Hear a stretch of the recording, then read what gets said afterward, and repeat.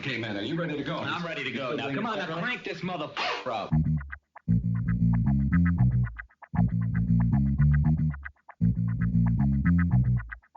Break it down like this.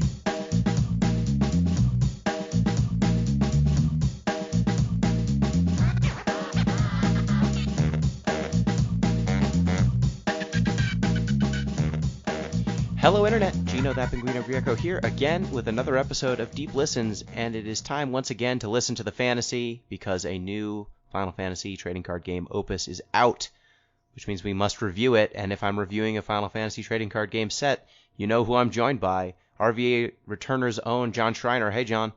Hey Gino, how's it going? Glad to be here. Good. How are the RVA Returnals locals, which you can find on twitch.tv/RVA Snugsy? Oh, thank you for the plug. They're going very well. As is always, we are now started with the new set. So as soon as that stuff is updated on Octagon, which is very fast these days, before the official release even hit, we've switched over already. So players can now win packs of the new set, and people are trying out new cards. And it's always kind of interesting to see the Wild West when everything is brand new and fresh, and people just are throwing new ideas at the wall, seeing what's going to stick. So it's a fun time right now. Yeah, it is Bedlam season. It is time for someone to show up with Bart's Boko. It's time for someone to show up with Oops All Vikings. Mm-hmm. Just lots of nonsense. Yeah, we had last week we had Sky Pirates taking over Kingsglaives in the finals, and it was just an interesting week all in all. Yeah, that'll do it. That's an odd one. A merry Thanksgiving tournament there. Yes.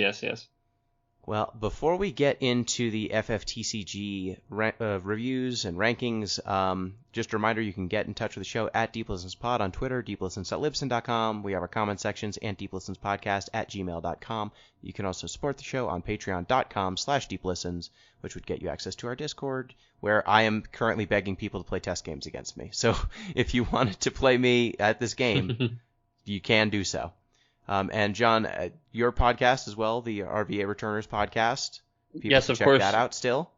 Yes, of course. We just we're a little bit behind, so we kind of just like ninja released a double episode that was a little bit late. So we just had 105 and 106, or 106 and 107. One of those two combinations just came out, so there's plenty of hours of fun content there. I know that Chris is coming down. We actually have a Win-A-Box locally in 2 weekends.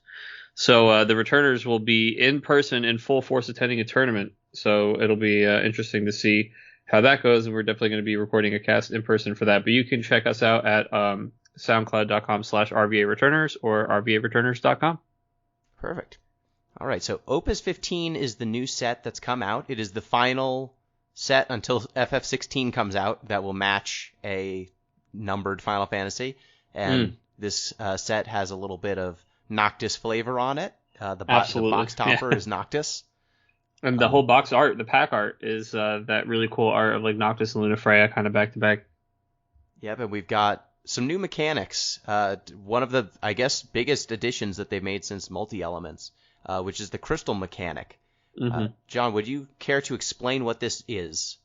Sure, yeah. So this is the first set, like you mentioned, in a new block, and their blocks are like 3 set blocks where they're doing new things like the multi-elements were the last 3 sets. So these next 3, this one and the 2 following it, are going to be revolving around crystals. So crystals, and then we do have to clarify because crystal points are what cards normally cost. So this is a totally new, different kind of resource, just called a crystal. It's indicated on the card by just this little colorless crystal.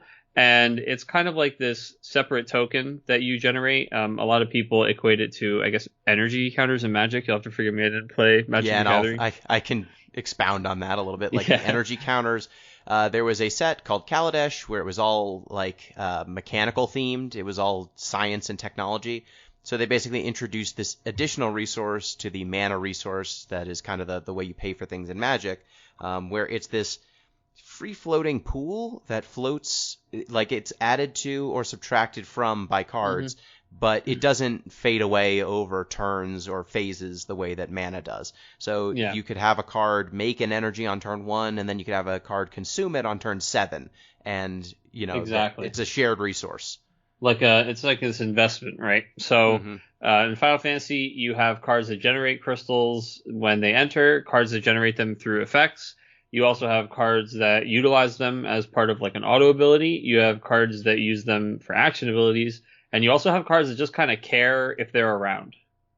So that's a field ability. So pretty much everything except special abilities has some way to interact with crystals, including summons, which actually there are some where having a crystal is an option to reduce their cost. So we'll be going over a couple cards this set. I will just say in general that much like the first multi-element set and kind of like when they first introduced monsters as well, it really feels like the groundwork is being laid here, right? Like we got a standard unit in every color that just makes a crystal, right? It's like they're really just kind of establishing it, and we'll see how crazy it gets by the end.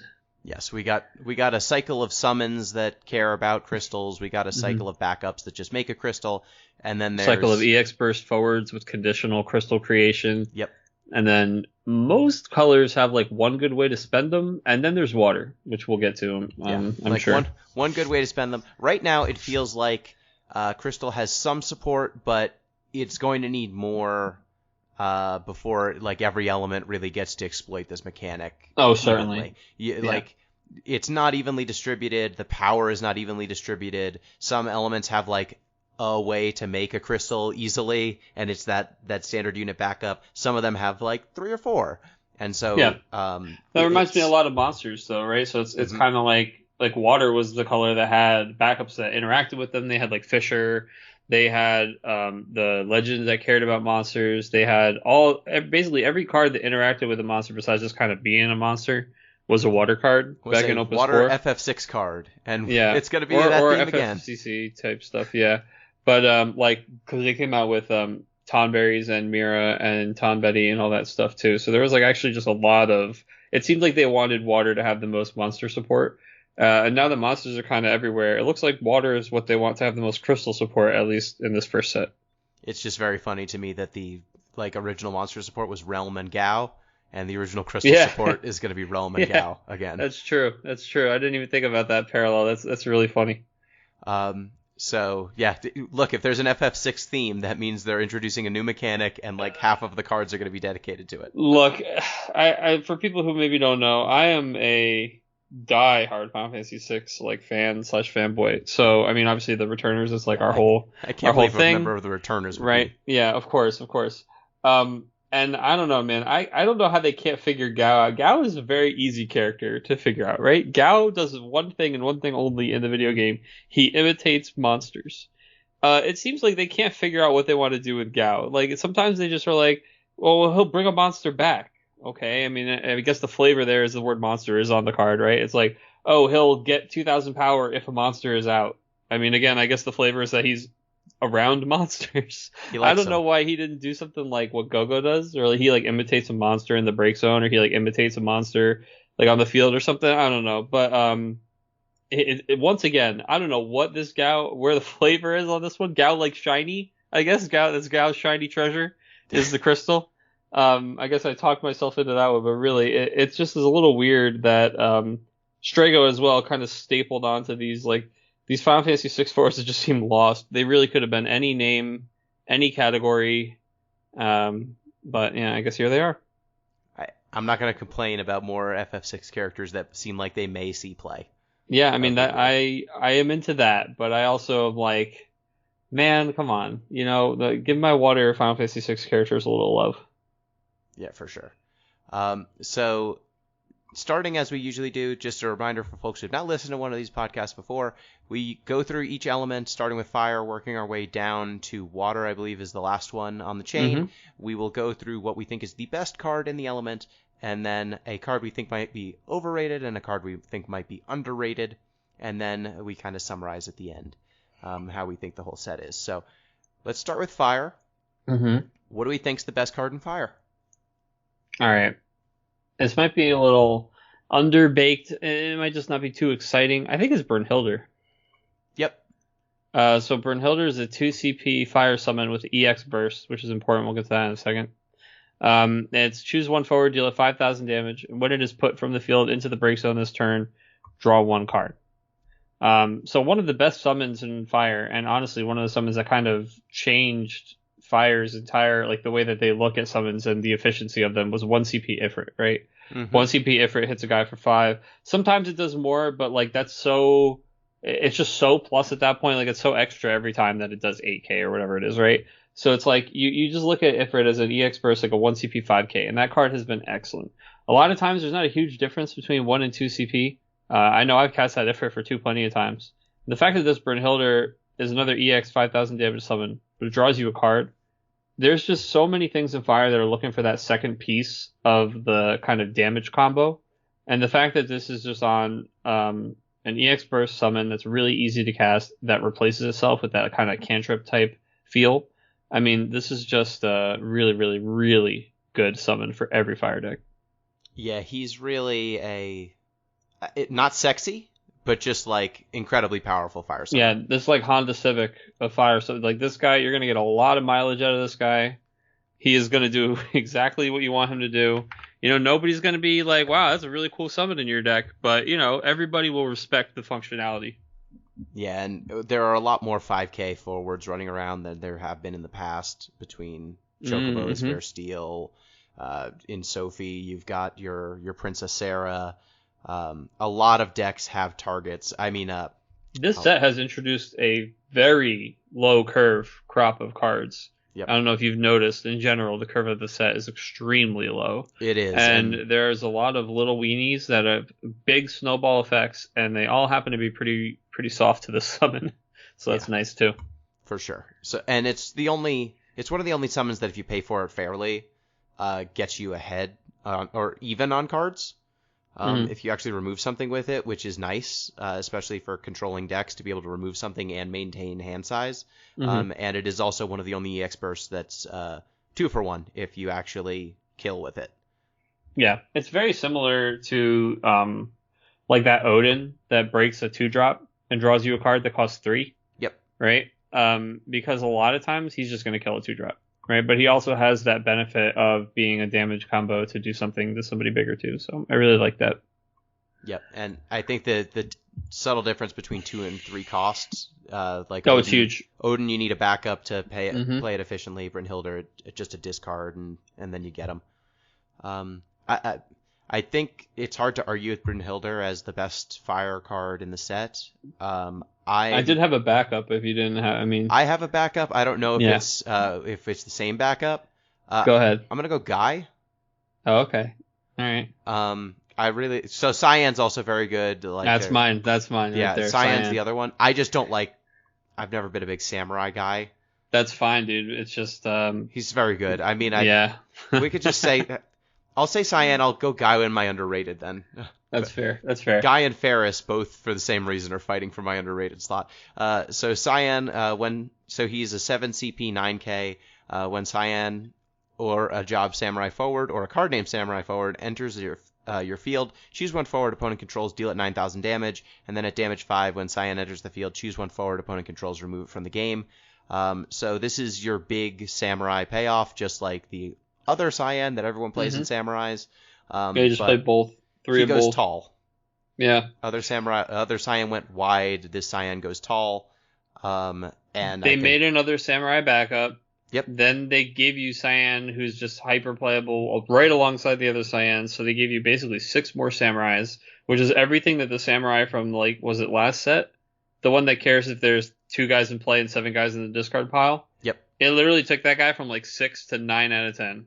Just because, like, now there's all these more Samurais that you're going to play that are good, right? Yep. And when you play that guy now, and Cyan is out, you have a 3 CP standard unit that just like blows up 2 guys for like 9k, which is a really, really relevant amount of damage. Yeah. The nice thing about the Cyan too is just like if you're getting rushed down, which is one of the things that Samurais kind of ran into in this last set. That kind of drove Samurais out of the top tier. This Cyan you can just plop down and it's going to 9k whatever's rushing you down. Whereas the other Cyan, things had to be going well for you to actually start wiping your opponent's board. And usually Samurais takes like 2-3 turns to set up and then they start locking the opponent down. this Cyan might actually buy you that 2 or 3 turns, whereas no other samurai really did. Also short of like playing and drawing haste summons, which are pretty weak summons overall, and just pretty weak effects. You were always waiting to get the payoff. It was always like you play the Cyan and hope you set up something enough that they can't kill it, or like you hold an Amaterasu for it or something. This guy just comes down and just starts doing the thing. And like you said, when you're getting rushed down, this guy can sometimes just be a 7 CP, remove that, kill that, and I'm a 9k body. So just really just hard stabilizes. Kind of steps right in the way there, and Chris calls him the big dong in the shower, dude. Yeah, he is definitely He's swinging around. When like I've definitely played games where I am the aggro deck and my opponent on turn 1 goes, well, I guess I need to dump my hand for BFA, and Cyan fills that role as well in a samurai deck.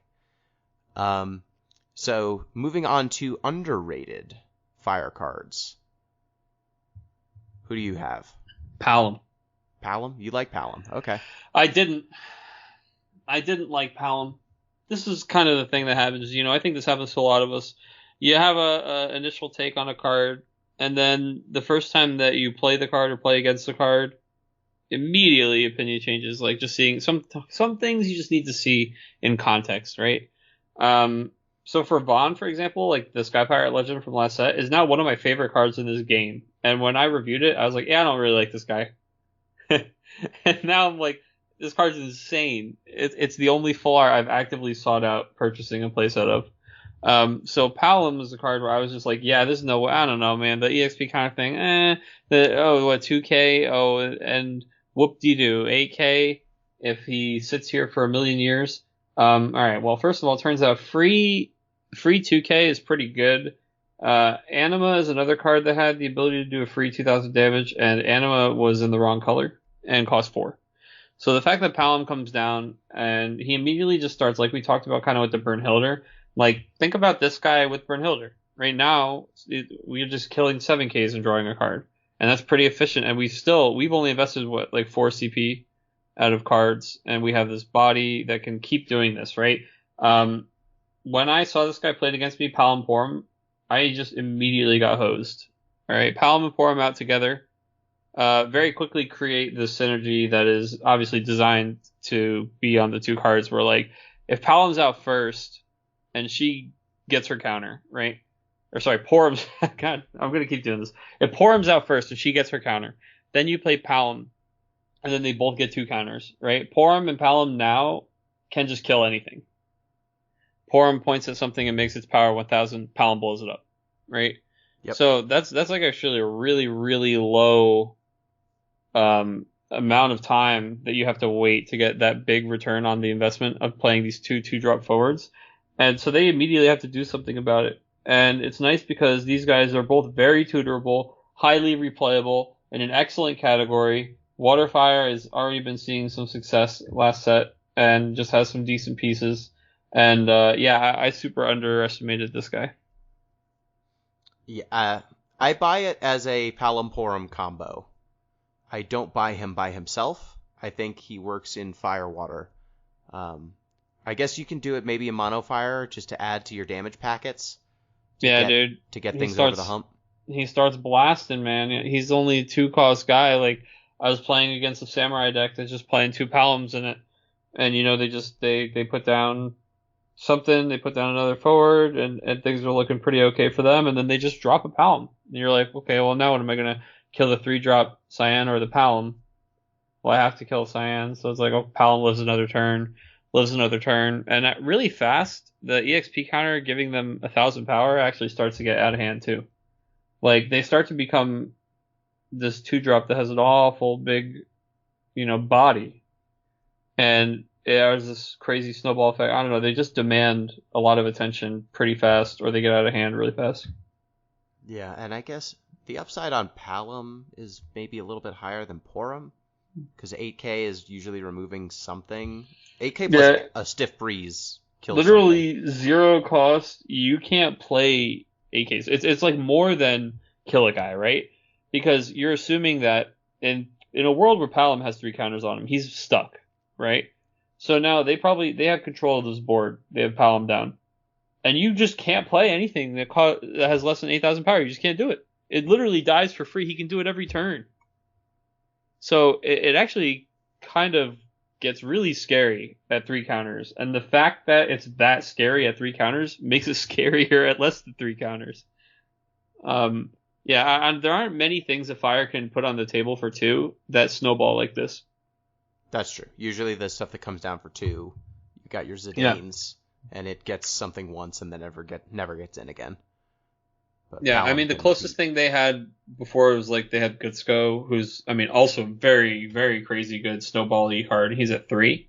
And the difference between these, the 2 and the 3, just feels so fine to just run out of Palom and see what happens, whereas Gutsko felt like, okay, I want to make sure he's at least down for like a turn or 2. If they killed him right away, it didn't feel so great. And also those cards right next to each other feel great too. You're like, what are you going to do?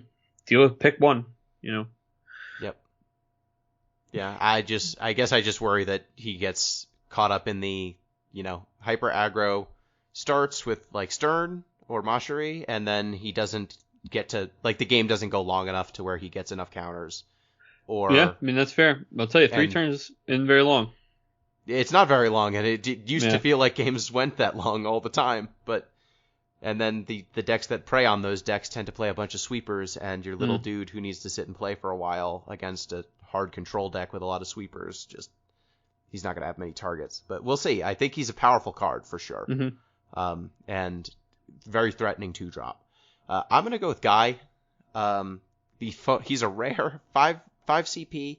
Warrior Rebel. Oh, that's another mechanic we didn't really mention, but now there are dual jobs. Thank goodness. Yes. What a smart move.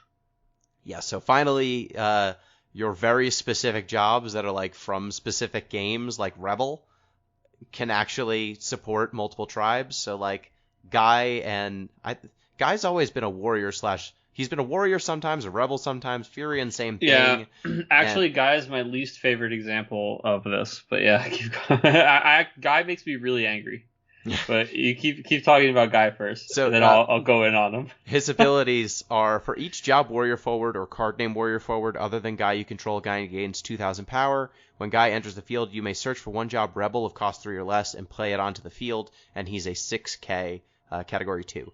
So Guy for me, he's a package, right? He's a search package. 5 CP, he can go get Joseph, which is a rebel backup, and when he enters the field, you can search for a rebel forward and add it to your hand. So he's flexible. He can go get you a backup. But I think the sequence that you're most likely going to see is play Guy, go find Furion, the legend, who is a 3 CP warrior / rebel.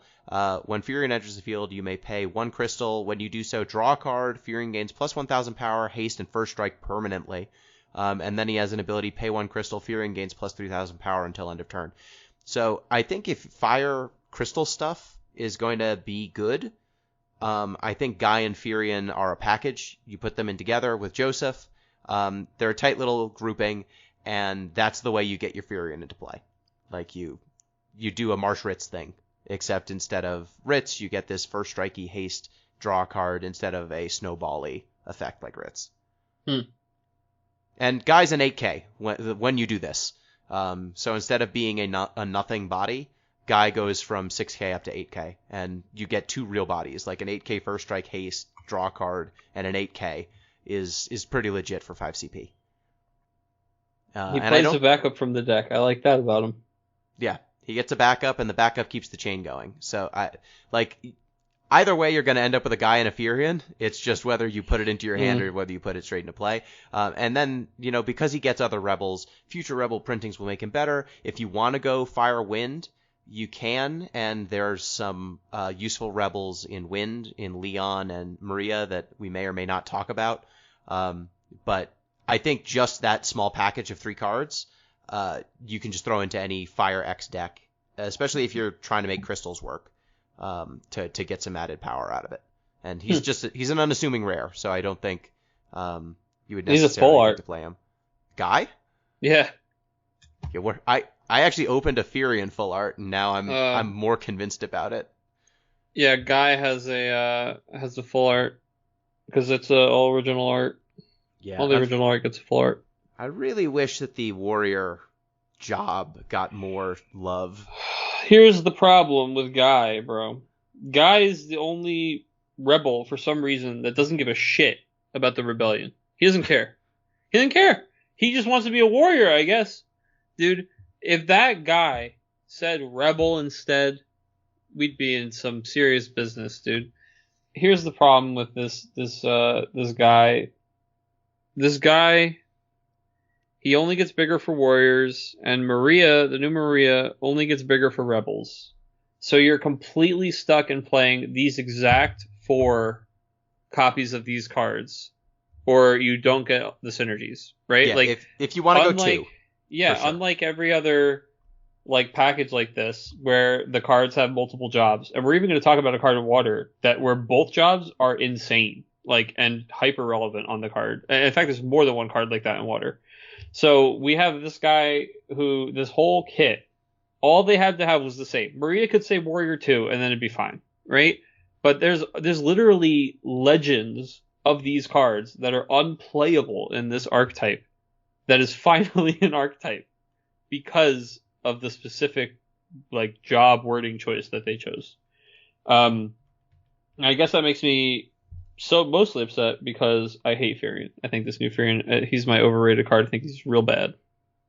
We could talk about it when we get to it. I don't love him.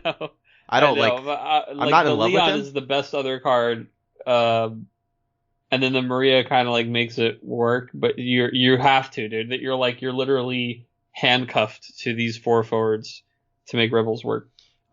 I think that the Guy Firion Yosef package gets better the more trivial crystals are to access, the better that package becomes. That's fair. That's fair. Right now it's hard. Right now you can't really do it in fire. You need to go fire water, or you need to go fire. I think fire water or fire lightning.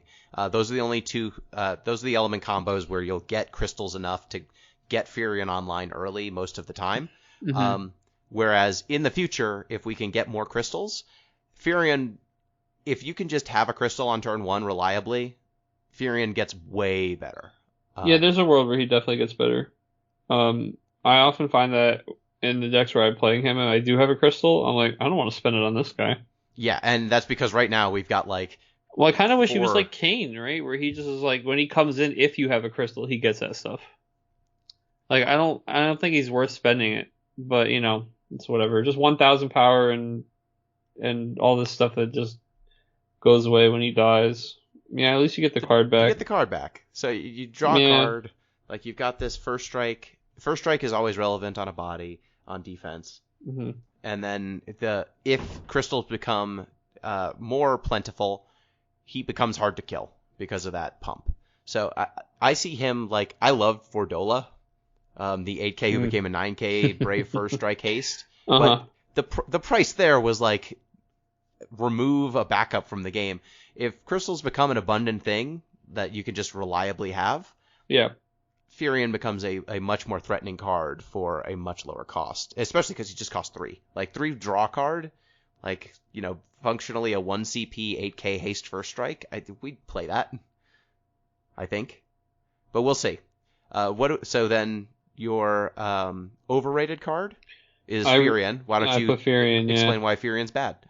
It's like never would I want to pay 3. I mean, he gets you the card back, but there's just so many good cards in Fire and Firewind. One of my teammates has been so into Rebels. Like, I cannot talk him off playing Rebels for this Winnabox. So, as a good teammate, I have been attempting to do my best to test Rebels.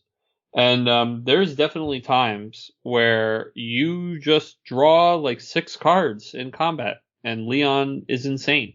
And Unga Bunga, Guy 16K, right? And the only card out of the 4 of them that has never impressed me once is Firion. He's just so vanilla. For some reason, they're obsessed with like the fact that he's like the weapons master, so he gets like all these keywords. I don't know. It just doesn't do it for me. Yeah, I mean, my thing is just I don't think he's good in Rebels. I think Guy Firion Yosef is a package. Yeah, but you like separate. have to play him in Rebels because he's a warrior / rebel forward. Yeah, that's my problem with that. Again, that's why I said the whole like if Guy just said rebels, we could play the old Legend Furion in rebels and we'd be happy. Or we could play even the 2-drop EX burst. Remember that guy? He does some damage to a guy. I mistakenly put both of those in the same deck when I was trying to make a Ferris deck, and then I was like, right. Yeah, okay. I mean, and instead we get, what is this Earth guy? Like, what is this? Some of this stuff I just don't understand. Alternative idea here. What if Furion is meant to play well with Guy, Yuzuki, and Mog 6, who is a warrior / Moogle? Well, there you go, dude. Maybe that's the dream. Just get him in there with all the other warriors. Where's Lud? You put him in there with Lud. I think Waterfire. That's my bet. I don't know that it'll be good enough because who fucking knows what's good enough anymore. Mm-hmm. We'll get Kyros in there, dude. Yo, let's get Herg. Oh god. Yeah, I don't know. I think it's really interesting that they went out of their way to make Warriors and Rebels a dual job, and unlike every other dual job in this set, they just didn't seem to care too much about it. Yeah, I just think it's gonna end up. You got two paths, right? You got your Warrior Rebels, and then you've got your Warrior Moogle, and you decide which path you want to go down. I don't know. Come on, dude. Where's the Warrior Angel path? Yep, that's not the one. I don't think that's it. Well, so that's fire for me. That's all. That's I got. Fire for me. For overrated card for fire, I kind of agree with the Furion. Like, I don't like. I would not play. I can't believe that card's a legend. Yeah, so it might end up being legendary if crystals become abundant enough. Like, it could be ubiquitous. I buy that argument. If I have to pick another one, I'm gonna go General Leo just as a cautionary tale. Cause he's 4 CP. He's a captain. So he's actually absurdly slow. Yes, he's an 8K. Slower than you ever dreamed. He's an 8K. Players cannot cast summons. The forge you control must block if possible. Oh, why? Why? So the forge you control must block if possible is devastating. It's the worst part, dude. It's even worse than Cecil Tex, and Cecil Tex killed Cecil. Yes. So the application I see for General Leo is you have a degenerate combo deck, and you play General Leo, and now your opponent can't interact with it. Like, that's the use case I see for good old, Guile from Street Fighter haircut, General Leo. As long as they have no forwards, it sounds like a good plan. As long as they have no forwards, and as long as all you care about is them interacting with you on the stack. Which is, like, look, if you're playing Loop, and you could get General Leo into play before you had Loop, that might be lethal, right? Depending on what the Loop is. So, as a weird protective niche piece that you'll sometimes play, I get it. If I was playing this straight up because I'm some sort of aggro deck and I'm worried about summons, what is your opponent doing? Like, what is the thing that they only have summons and that's their only way to interact with you? I don't see it. That's the thing, right? Is like if they have forwards on the board, you're gonna just lose your dudes to blocking. Yep. And if they don't have forwards on the board, like, why are we worried about summons? There's not there's no board wipe summon that people play. And many of the summon decks right now, they go turn 1 Doga, and then their break zone's full of summons, and then they've got this big dude. So I guess General Leo makes it awkward to put summons into the break zone for Mastery because you can't cast them. But these are all really niche cases. Most decks, there are so many decks that don't play summons right now. Period. I just wouldn't roll a card that handicaps my entire deck on the off chance that you're going to run into the summon deck. Many of the summon decks have Shantoto. They have other ways to wipe your board. I just don't see it. Yeah, I don't know why General Leo has 2 effects that are negative for the player who controls General Leo. And only 1 effect that's negative for their opponent. I mean, I get it because it's very oppressive if you get it going and it's good. It shuts down entire decks. Yeah, I mean, let's be real. They probably tested it without that line of text and it was a problem, right? Probably. So, I mean, you only put that drawback on it if it was a problem. So, but I think that they have sufficiently, if they wanted to just completely neuter General Leo, just like in the game, You did a great job. Well, I don't want to poison these people, so I'm going to go off because I got a letter. You guys got it under control, right? So moving on to ice. What do we think is the best ice card? Go-Go. Hell yeah. Can I talk about Go-Go? Go ahead, dude. Go off. Yes. He's a 3 CP, ice forward, 7k, job mime, category 6. When a forward or monster you control uses an action ability, Go-Go uses the same ability without paying the cost. The effect will trigger only once per turn. And then he's got an S ability, Mimic, which is just discard and dull. Use one special ability that a character has used this turn other than ability named Mimic without paying the cost. So you can't set up an infinite Mimic loop to, I guess, stall the game out. So Go-Go's thing is that I describe him as like Renoa, but for activated abilities, or action abilities. He just takes your action ability cards and makes them twice as good. And unlike Renoa, it's not a one-time thing on ETB. It is every time you pop off an action ability of a forward or a monster. So once a turn, yeah. Once a turn. And it's once per turn, so not just once per your turn. So you could do it on yours and your opponent's turn if you've got an ability that triggers on both. So you might know this, and our listeners might know this, but there are two very good cards that people play a lot called Moshery and Stern. Leonis. Both of them have action abilities. Both of their action abilities are free. Both of them are instant speed. And so having a Go-Go play... and modal. And you're the judge. If you pick Stern's plus 4K ability, does Go-Go have to pick that plus 4K ability when he copies? No, you're just choosing to use that action ability, and he gets to decide on resolution which one he'd like to use. Yeah, so if you, say, for example, wanted to go 14K... you could do that. If you wanted to plus 8k, you can do that. If you want to break a monster in 7k something, that's fine. He just pops off with either of those cards in play. And that's, I think, the lowest hanging fruit because it's very easy to just fit a random 3-drop. And also, he's a 3-drop, which is great with Stern because he goes down to 2. So that's, I think, like the lowest hanging fruit. You can also go ham because he changes the properties of stuff like Rosa or Quina, where they had abilities that the cost was discard a card and the payoff was draw a card. Now you're getting ahead on every time you do that instead of just looting, it completely changes the way that effect plays. There are a number of abilities that just become like Innocence. If you wanted to play that card, the Fire Water light card, discard Fire 4. Ice, yeah, which is even better.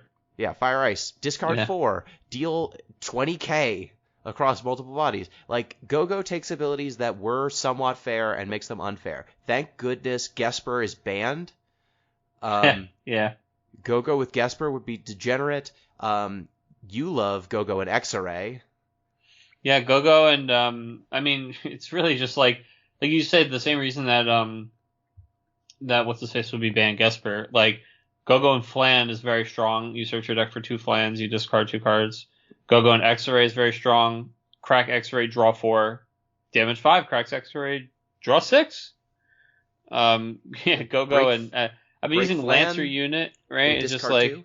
Yeah, Lancer Unit, same thing. When you put it in the break zone, they discard a card, so they do it twice. Yeah, just been... Go-Go, very strong card. You decide you're going to pay 2 crystals and revive a monster 5 or less from your break zone with Realm. Why don't you just go ahead and bring back 2 Luminous Pumas? Yeah, Go for it. Or 2 X-Rays. Important to mention, that S ability is special ability that was used a character has used this turn. Not your special ability, not your character. So be on the lookout. It's edge case, but, if you want to use an X-Death special or something real savage... Don't be surprised when someone, it's going to happen 1 out of 100 times, but when it does, you're going to be very mad. Yeah. I just want to talk for a second about the flavor on this card. Yes, surface level flavor, right? He's copying other stuff. Even better, though, is Go-Go's first ability, much like the first slot on the command menu, is to copy the last thing that somebody did, right? He always copies whatever the thing is that just happened, right? Like you can't really like stack it, right? So it's kind of just like using Mimic. He just does it again without paying the cost. Also true of Mimic or Mime in any Final Fantasy game, right? He doesn't use the mana cost. He doesn't use whatever the weird like niche thing that has to happen first before you use it, like Cyan charging Sword Tech Bar, right? And then for the special ability, all of the Final Fantasy VI characters with special abilities, most of them, that's where they have like Final Fantasy VI, as people know if they played the games, every character has like one ability that's like unique to them, right? So like Edgar has tools, Locke can steal. And so a lot of those cards that have S abilities have like Edgar's tools are S abilities, right? So like Drill is an S ability. And for Sabin, Rising Phoenix is an S ability. So I think it's really cool too that Gogo can, his second thing that he can do is copy one of their unique abilities. So just in like the Final Fantasy VI kind of like flavor realm, he is absolutely knocking it out of the park. Perfect flavor win, because he has been one of those cards, much like Gao that I was complaining about earlier, where just they always are like, oh, he kind of copies stuff, right? But it's just like never really done the character justice. And this card, woohoo boy, this is doing Gogo some justice for sure. Yeah, I'm going to pair Gogo, the perfect representation of Gogo, with Quina, the perfect representation of Quina. And I will gladly put 2 of your forwards on the bottom of your deck. Yeah. Okay, so what do we have for an underrated ice card? Terra! Hell yeah. I think that, myself included, people were like, well, ice summons are bad. And that is 100% correct. But Terra doesn't care what color your summon is. And Terra is a very good card. Terra is, in fact, so good that I like Terra the most. And I'm actually playing a Water Earth summon deck, which is the one deck where I've been playing a lot of Bridia. And Terra is actually just in there because you can just play off color cards in those colors very easily. In fact, Water, Ice, Earth was the original kind of Sophie deck of Opus 13. And so, yeah, it's been very fun to play Terra and like just splash that card in. Because, wow, she is very, very effective at what she does. And then you are giving all of your summons additional text, which is also very, very powerful. Yeah, so 4 CP, 8K, Magitek Knight.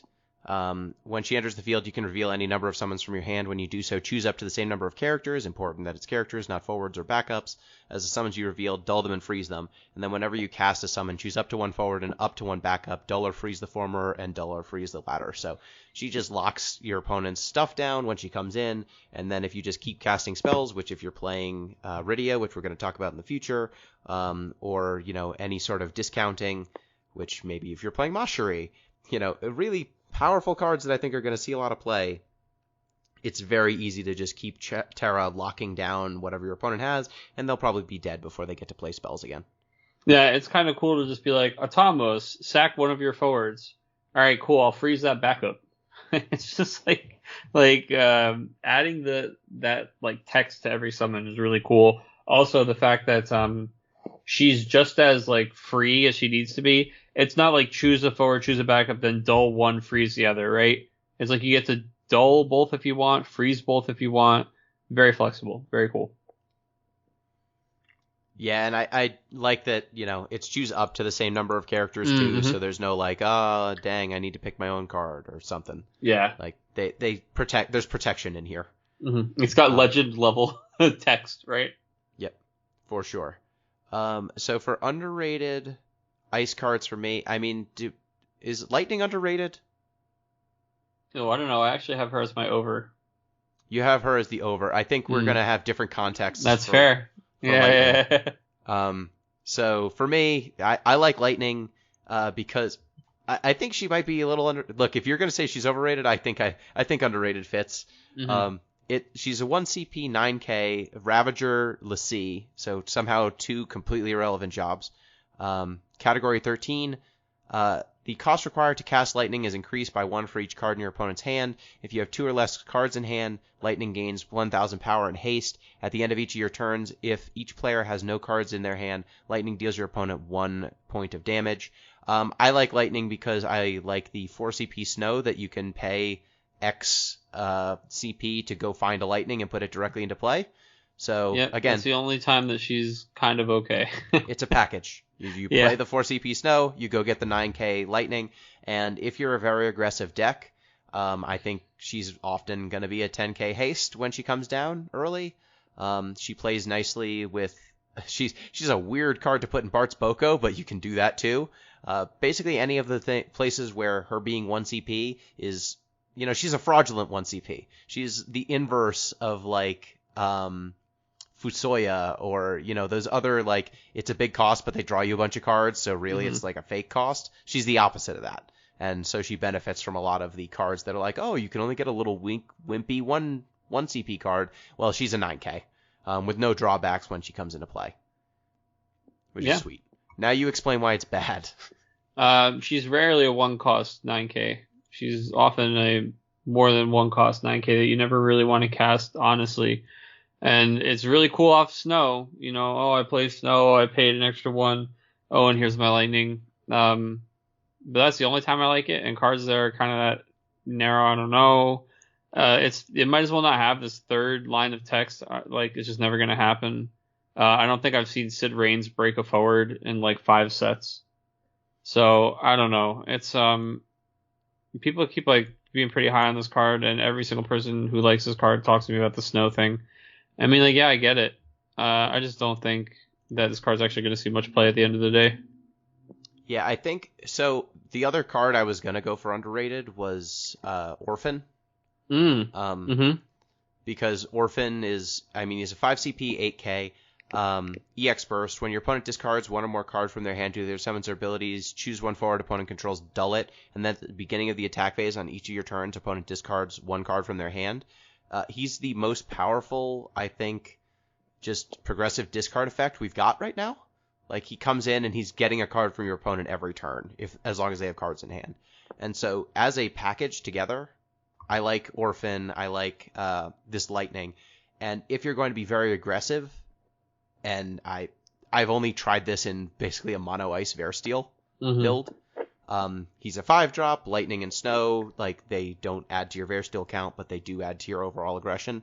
I think getting to 0 cards in hand for you and your opponent, if you're going to aggro as hard as those kind of decks imply, is not as impossible. Like it's not Sophie, right? You're not going to have it all the time.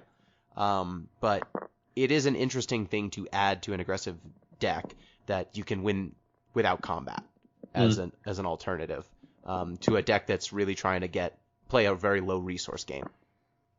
But yeah, Orphan I think is just good. Yeah, I like Orphan. Orphan, especially in Versteel, is very good. What do you have as I guess my overrated. Man, Ice there's not a lot of cards I see here that are like overrated. I see a lot of properly rated cards. I guess I'll go with the backup discard card. Were. Yeah, I agree. 4 CP at the end of each of your turns. If your opponent discarded a card from their hand due to your summon or abilities this turn, draw 1 card. So you need to have persistent discard for this guy to draw you any card, or you have to making your opponent discard for him to do anything. You have to make them discard at least 1 card for him to be a normal 2 CP backup. You need 2 turns of him being in play and you having made them discard for him to pay for himself. And I just don't see why I'm doing that. Most of these discard effects, I'm not really interested right now in just sitting in play and making my opponent discard turn after turn after turn. Like Scale Toad has not been a good thing to do in quite some time. And obviously those 2 cards are a combo, but I don't know, just sitting in play, slowly accruing value that way, that's not the game we're playing anymore. Really. Like, people don't even do slow advantage like that with Neo X Death quite as much anymore, and that card takes way more than this card gives you. So I don't know. It just seems like a big ask.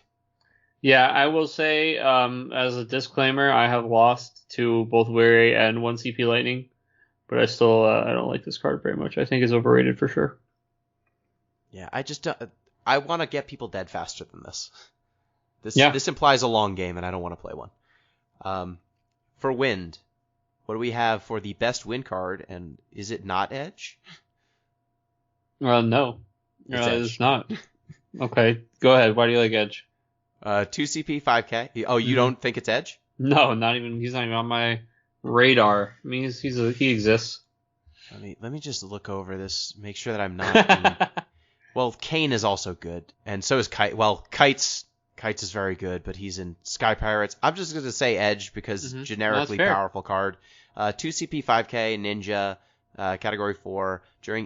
During each turn, if Edge is dealt damage by your opponent summons or abilities for the first time in that turn, the damage becomes 0 instead. And then for 0, you can choose one summoner ability that's choosing only one win forward. You control the summoner ability, now chooses Edge instead if possible. So if you're going to create some sort of stack of powerful wind cards, Edge just comes in. I love that he's a dodge tank. Yeah, that's really like cool his to thing. me. Yeah, yeah, because you're a DFFO player. Yep. Playing Opera Omnia, that is Edge's role. He's a dodge tank, and what he does. this Edge, he comes in, he's like, look, you've got to deal me damage twice. And that's the only way you're going to get me off the board. And he can redirect effects. Like, he can redirect any effect. It doesn't have to be a damage effect. So if someone's going to kill a more important card, he can jump in the way for you. But he just really is annoying for fire if they don't have Coup Caspel in play. He's also annoying for a bunch of other kind of effects.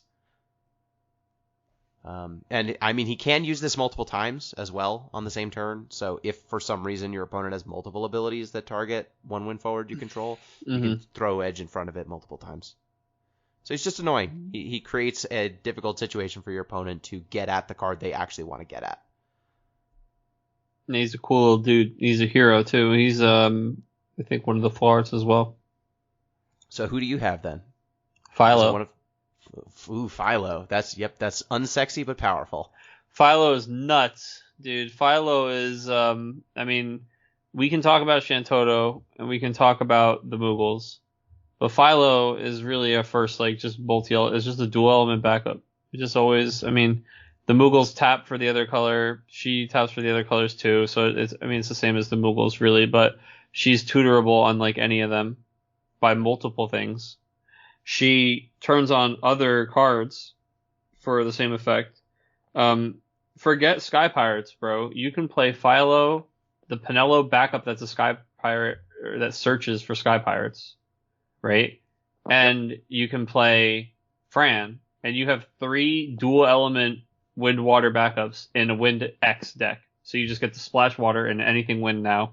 With this and they're just good. Like, just because they're backups that search backups. Like, Fran's a good backup by herself, and there's other things that search her, too. So you can literally play this really, really solid mono wind backup line and just play Leviathans in your mono wind deck. Philo is just I mean, we always talked about when dual element cards came out that if they made dual element backups, like, they're already so strong with the Moogles that they would just be incredible. It's also the only dual element backup that ignores the rules. Like, all the Moogles follow the colors, right? Yeah, there's a color wheel for the Moogles. Philo's like, nah, instead, look, Windwater's what you want to be playing. Yeah, Philo just takes one of the historically most powerful element combinations and gives a dual color backup. I just think Philo's insanely strong and will always be relevant because of that line of text. And I don't think we've even said Philo has an S ability too for some reason. I've never even used it, and I've played an awful lot of games with 3 Philos because it's just like Sky Pirates isn't so hype on that exact thing. But yeah, its S ability is it can give a Sky Pirate Brave and that it can attack twice that turn. Yeah, so it's S and a win too, so it's very cheap, and can pay for itself if just discard and dull Philo. But it's so silly that it also has that. Like, just being a great dual element backup would have been fine, and because you already want to run 3 of this, and like the Moogles, you would sometimes feel weird running 3 of it because you're like, man, well, once I have it down, I never want to see it again. Well, Philo, she just gives you an S ability just to make that feel even better. Yeah, she's better than all of the class Moogles. And the fact that she makes it so all of your Sky Pirates produce wind and water. Yeah. Produce water. Yeah, wind and water. So if for some reason we end up with like an Earth Sky Pirate backup, she makes them all dual. She makes Tomage tap for wind. I mean, it's just she's actually gives you minimum 3, possibly 4 dual element wind water backups. Yeah, and look, it'd be amazing if we got a 3rd element Sky Pirate backup. Yeah. So then you could get a tri-element. Lightning Redis, dude. Yeah, let's do it. Okay, yep. That is unsexy, but very powerful. Yeah, For I mean, sure. I think she's kind of sexy. I'll get in trouble for that. She's got a full art. She does have a full art. She does have a surfboard. Yeah, dude, surfs up. So underrated win card. What do you got? Leon. That was my answer as well. Playing that Rebels deck, like I said, trying to be a good teammate and a good friend and test that Rebels deck. Leon is the only argument that I think that they have for me to continue playing this deck. I get it, dude. Leon, the deck plays Stern Leonis, right? So you Stern plus 4K all your dudes, and then you just draw. And that's my argument. You don't even need to do Leon plus Rebels. You could just go Leon Stern. Done. Yep. All of your Leon stuff can is just over 10. play the backup Maria, which is so Leon's just always. He can have a relevant Maria that doesn't have to go hard on Warriors or Rebels. I had a friend who was playing Dragoons, Wind Lightning Dragoons, and had just Leon and the backup Maria in there, as well as a new Wind Dragoon backup and the new Wind Cane. It was actually kind of really annoying because Maria giving all the Dragoons +1 is just relevant because Dragoons are already just sitting there pumping themselves to the moon. But also, they were able to get to 10 pretty fast, the Dragoons. And sure. Dragoons drawing cards like that was absurd. Not safe at all for me. So, plus the Dragoon backup, the Wind Dragoon backup, gives a forward first strike. That's incredible in Dragoons. To give like non-RNA forwards in that set first strike. It's very, very strong. So, I think Leon is just, again, not very sexy, but very, very powerful effect. Just being able to draw off of attacks of other forwards is very strong. Yeah, 3 CP 7K when a forward of power 1,000 sorry, or more, you control attacks, draw 1 card. 10,000 10,000 or more, sorry. Yeah, 10,000 Yeah. or more. And then damage 3 when he enters the field, choose 1 card named Maria in your break zone, play it onto the field. So, like you said, just getting something over 10,000 is more than enough. And Stern exists, so all your forwards are over 10,000 whenever you want. Most of the time. Okay, so for an overrated win card, what do we got? I actually have the Final Fantasy XI backup. This kills me because I love Final Fantasy XI. But the hero, Leko Haboka. That was my answer as well. Hey, so Leko Haboka is a 4 CP backup, category 11, job military advisor. At the end of each of your turns, if you have cast 3 or 4 cards this turn, you may put Leko Haboka into the break zone. If you do so, search for 1 character of cost 4 or less and play it onto the field. At the end of each of your turns, if you have cast 5 or more cards this turn, you may put Leko Haboka into the break zone. If you do so, search for 1 character of cost 8 or less and play it onto the field. I think that second one is like Magical Christmas Wonderland. I don't know. It feels an awful lot like when people were getting Rosa to 5, and it's like you're either playing a really, really bad turn just to cast 5 cards, or you're so far ahead that what happens at the end of these 5 casts has nothing to do with this game. Like, it's completely irrelevant. I think Leko Haboka is a really big investment up front. People get really excited about all the stuff you can cheat in and about how easy it is to get to 3. Yeah, I agree that you're probably very easily going to be able to cast 3 cards a turn, right? But you have to do that after the turn where you played Leko Haboka and really stomped on the brakes and had a slow turn. I just don't know that that's better than just playing an efficient backup that you plan to keep and then playing those cards. I don't know if this is the best kind of Storm payoff or if that Storm type decks even need this payoff. So I don't know. People speaking pretty highly about it because, hey, I get it. Playing free things from the deck is fun. And man, wouldn't that be exciting to play a character of cost 8 for free? But I just think that it's a big ask. Yeah, I mean, my problem is that you could already play a card of cost 8 for free in Storm, and his name was Locke. And Facts. He would come in, and he would annihilate your opponent, and he wasn't an overcosted backup. Leko Haboka takes your good turns and makes them maybe slightly better.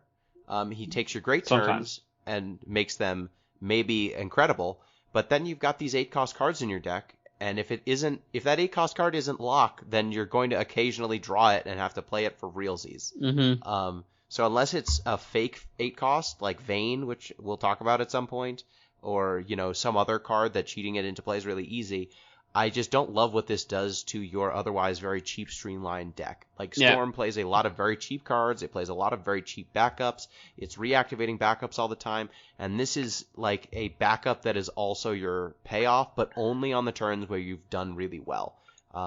And most of the time when Storm is, like you said, when Storm is doing its thing, like Rosa's cheating things into play. Other things are cheating things into play. I don't need yet another card that pays me off when I'm storming. I need the ability to survive to storm, and I need the actual like hammer card that I'm going to kill the opponent with. So I guess he fetches that card for you, but I don't love, force CP. Sometimes, again, like you said, like it has to be in the deck, and like by the time you pull this off, you've seen a significant portion of your deck, right? Yeah. Like I don't know. If you're playing 5 cards in a turn, it seems hard to line up. Yeah. It's usually on turn 4, 5, 6, and I don't know about you, but many of the games I've played, I am under duress by the time that has come around, and I usually don't have that many cards left in hand. And the thing is, not only do you have to pay honestly for Lecco, because there's no way to like cheat in this 4-drop backup, but also you have to pay honestly for every card to trigger Lecco, right? You can't like cheat something in because it's all casts. So yeah, I don't know. Yeah, it just involves a lot of This ain't it. Stuff. Yeah. Yeah, it's not to say that it's not playable. I just don't know that this is the card that Storm wants. Like, I'd probably rather just splash another color and get a different set of payoffs. But we'll see. I mean, look, you can definitely play an off-color 7 or 8 cost in your Storm deck, and then with the intent of Leccoing it into play at some point. But we'll see. I just think it's so funny that like you pay 4 for this, and then after you do the thing, it like just turns itself into a 4-cost card. Yeah, and you're that's like, why wouldn't I just play? I'm so disinterested. Like the medium case where you get a 4-drop, I'm completely disinterested. I am skipping over that text because why am I not just playing 3 of the card? Yeah. It's the 5-drop, the 5-cast thing that interests me. So moving on to Earth. What do we have for the best card in Earth, and why is it Rydia? It's Rydia. I actually struggled between Rydia and Hecaton Share. Hecaton's also very good. Because Hecaton Share is that good, and Hecaton Share is more universally strong and like means a lot more for the game, right? But Rydia. Rydia, we personally talked about this, how like we even said earlier in this cast, right? Like Terra doesn't have safety words on her, right? Because she's a legend. Rydia, it's like every single way that they would normally restrict this kind of effect, they just did not do. Rydia has no restrictions. She's like the 4th child. The parents just don't care. They're convinced that you're just gonna show up back home, you'll be fine. The first kid had all these rules and all these restrictions and a strict curfew. And now, as long as they have some generic idea of what Rydia is up to, she really can just do whatever she wants. She's got carte blanche. Rydia is a 2 CP Earth forward, and her job, it doesn't even matter, but it is also relevant. It's Summoner. It's just exactly, isn't that the tale of this card? Like, it doesn't even matter, but it's also relevant because everything about it is relevant. Yeah, the text doesn't stop. Yeah, exactly. So Rydia, again, she's a 2 CP forward. She's 5k. Oh, whoop-de-doo. She's a legend, category 4. But John, 5k, she's so vulnerable to damage-based removal. Well, Gino, that's the best thing about Rydia, is if she's dealt damage by summons or abilities, it becomes 0 instead, just like Edge. Except Edge is only the first time every turn, and Rydia is always. Well, when Rydia or a category 4 character enters your field, Gino, you also get to put 2 growth counters on Rydia. And what can we do with those? Well, for free. We can cast 1 summon of cost equal to or less than the number of growth counters placed on Rydia from our hand without paying the cost. And we can use this ability once per turn. And again, per turn, not your turn. Yeah, the way that I describe this card is it's much easier to talk about what Rydia doesn't say, because that's what's more important, right? What Rydia doesn't say is remove the counters after you cast a summon. What Rydia doesn't say is that you can't cast it on your opponent's turn. What Rydia doesn't say is that the summon has to be a specific element. What Rydia doesn't say is that you only get 1 counter at a time. It also doesn't say exile the summon after casting. Yeah, the only thing that Rydia doesn't do is if you had Kryl and you Kryl a summon, she can't cast that summon because it's not in your hand. Yeah, she basically just gets rid of Kryl. Like, anywhere that you were slipping like a 1 or 2 Kryl in the deck where you're like, oh, my summons have value, and I'd just like to see another one. It's like, I mean, Rydia just has a lot of similar strengths. I call this the modern Garnet. I used to really love Opus 3 Garnet. She had this really relevant evasion ability at the time, and then she had this action ability that would let you cheat summons, right? Off-color summons into a deck. Rydia feels very similar. She has an evasive ability that is relevant at the time, right? This is actually more relevant to today's day and age than Garnet's dodging summons. And Rydia has a very similar type thing, right? So you're using her action ability to cheat summons. But the nice thing about Rydia is she can keep discounting things that are more and more expensive as long as you're playing 4 cards. And in a lot of colors, that's an incidental ask. I mean, a lot of the 4 cards are just good to begin with. There's at least 1 or 2 good 4 backups in every element. Yeah, I mean, and if you go Water Earth, you can. I mean, if we skip the bad rows of backup, you can just build easily just 4 backups in those colors, and they all can put counters on Rydia. I think that Rydia is okay with just the 2 counters on her from herself. You're already casting, you're basically drawing a card plus something for free every turn. So like Kusith is just like you get a card for free from your discard pile every turn. Kukulane, hey, that guy's abilities are turned off, and also I draw a card, just like a better Porum. But once you get it to 4, that's where I think it starts to get ridiculous. Like, free Mist Dragons is like you said earlier, the low-hanging fruit. Like, it's the easy one. Free Sildras starts to feel pretty disgusting. Free Mind Flayers starts to feel really bad. Free And God Amaterasus. forbid, God forbid she gets higher than 4 counters. I think at that point, if your opponent ever draws one of the summons that they can cast that's that free, you're just so far behind. And that is really the counter to this Rydia, is she kind of requires you to be holding the arrows for her crazy bow of light that she's using here to destroy your opponents with. So sometimes we do have to spend some time looking for ammunition. And sometimes we have, you're just sitting there with counters on your Rydia and nothing to do with them. But that's usually a good problem. Yes, it usually means your opponent doesn't have stuff anymore. And there are plenty of cards you can play to just get yourself summons back to in color. And also, like Mashari, obviously, in a Rydia deck, you were playing 20 summons anyway. You've got this 2 CP forward that's going to convert those summons in the break zone into draws to get you more fuel for your Rydia. Those 2 cards are just bestest friends, and they are so good together that I don't know that you need to do Sophie Mashari stuff or Doga Mashari stuff. Like, Rydia Mashari might be a shell unto itself. Yeah, I was kind of saying this to you earlier, dude, that Rydia is actually just the benefits of building around her are so strong that it's just worth playing a Rydia deck. Yeah, and you could do that any number of ways. I've tried it with Go-Go, with Ice Earth. You can probably do Earth Fire. You can probably do Earth Lightning. Like, Rydia is just that strong, right? Like, any summon-based... Yeah, she's not very good with Go-Go. You have to be very careful, you said. Yeah, she's not. The Mashari Go-Go is the part. Right, yeah. That you want. The Rydia Go-Go is annoying. Right. Just FYI, the 0 on Rydia... when Go-Go copies it, he looks at the number of counters on himself and sees 0. So unless you have some 0-cost summons I don't know about, he's not going to be casting anything. Or if you can get growth counters onto Go-Go, I don't think he's going to be casting anything. So yeah, I think Rydia might even be the strongest card in the set. So like, she's just ridiculously powerful.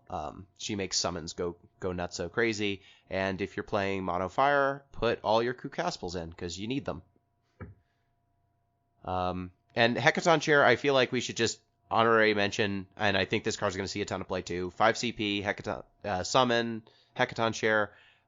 You can only cast Hecaton Chair during your turn, and it deals 8,000 damage to all forwards. So it gives Earth yet another sweeper. It's a damage-based sweeper, which Earth stuff is usually big, so sometimes it misses it. So just tell me, why is it that much better than Medine? Well, Medine is a light card, which cannot discard for 2 CP, so that immediately makes Medine worse. Medine is also conditionally cheaper, so is rarely actually 5 when it matters. Hecaton Share gives decks, so one of the very popular decks in the last set is Doga, right? Doga and Chocobos, both very popular decks. And Hecaton Share does an awful lot against the Doga decks. Hecaton Share has the same weaknesses that Philia and Susano had against the Chocobo stuff against Stern, right? But the big difference there is it's in another one of those colors. So it's in Earth. Earth already has access to Shantoto and Titan. Shantoto and Titan are both two-sided, but the fact that they both exist and they both in the same colors has given Earth and Earth X decks legs to stand on in this more aggressive meta, just because they have those safety pieces. Hecaton Share is really, really big for these decks as well, especially for things like Monks, because Hecaton Share allows you to deal 8,000 damage to this board with, let's say their perfect first turn, right, is like Doga Ursula Sophie, Doga Lena Sophie, right? They're dealing the 10k at the end of the turn, they've got the Sophie online, Doga's out. You hit them with the Hecaton Share, and you actually kill the whole board, right? Titan doesn't do that. Only Shantoto does that. So Shantoto ends up feeling more important, like this really important eject button, and if I hit the Shantoto too early, it's harder for me to like follow up with a relevant Titan and then continue the game, right? Whereas Hecaton Share is easier to repeat, costs less than both of those cards, is less of like this is an awful thing I have to do as an emergency reset, because it's just 3 cards from hand plus the Hecaton Share, right? Whereas Shantoto or Titan is almost always your entire hand if you're behind. And there are actually a lot of times where you're 1 card short of like a Shantoto or Titan, right? So yeah, Hecaton Share just really, really important in those few ways, and it really matters. Like the difference, you can really feel how important having something like this around is. This being able to be recycled with like forward Terra and things like that too, and just like those kind of Fire Earth strategies I've been seeing a lot of, like, oh, just put Hecaton Share back in my hand, because it's just a really powerful instant speed thing to have. Like, I'm just gonna blow up all your guys. Yeah. Well, only during your turn, but instant speed. Right. I mean, yeah, but it's instant speed to the point where like, okay, now interact with me in combat. Like, what are you gonna Stern in response all your guys? Like, I'll blow up all your guys. Yep. You know, that's 2 Stern triggers worth of damage to all the forwards. So it really is some good counterplay against him as well. Yeah, I think like critical mass on sweepers is so important right now. Like just and it's diverse. You can now get up to you can get up to like 1/5 of your deck being sweepers, or you know, I mean, if you're playing Fire Earth specifically, you can get easily, I think, 15 of these effects or so. And also just redundant effects on like different named characters, and even different types of cards are really important. The fact that Earth can now access something that helps them stabilize and reset the board as a summon, as a forward, and as a backup is actually really important. Yep. Yeah, I would like to see more things like this and like Fail Thanos, which I'm sure we're going to talk about shortly. Mm-hmm. What do we have for an underrated Earth card? So I actually had Hecaton Share as my underrated card, just because I think that even though people think it's good, I don't think people quite realize how important it is to like the game, was what I was saying earlier. Just more of those kind of like the fact that Hecaton Share, the way it's designed, like we talked about how it is only on your turn, I think keeps it as one of those like cards that's specifically supposed to help you be good against aggressive strategies or like really wide weenie boards, right? And I think that we just need a few of those cards that they're slower, they're good answers to faster things, and still worth playing in the slower decks for like the mid to late game as well.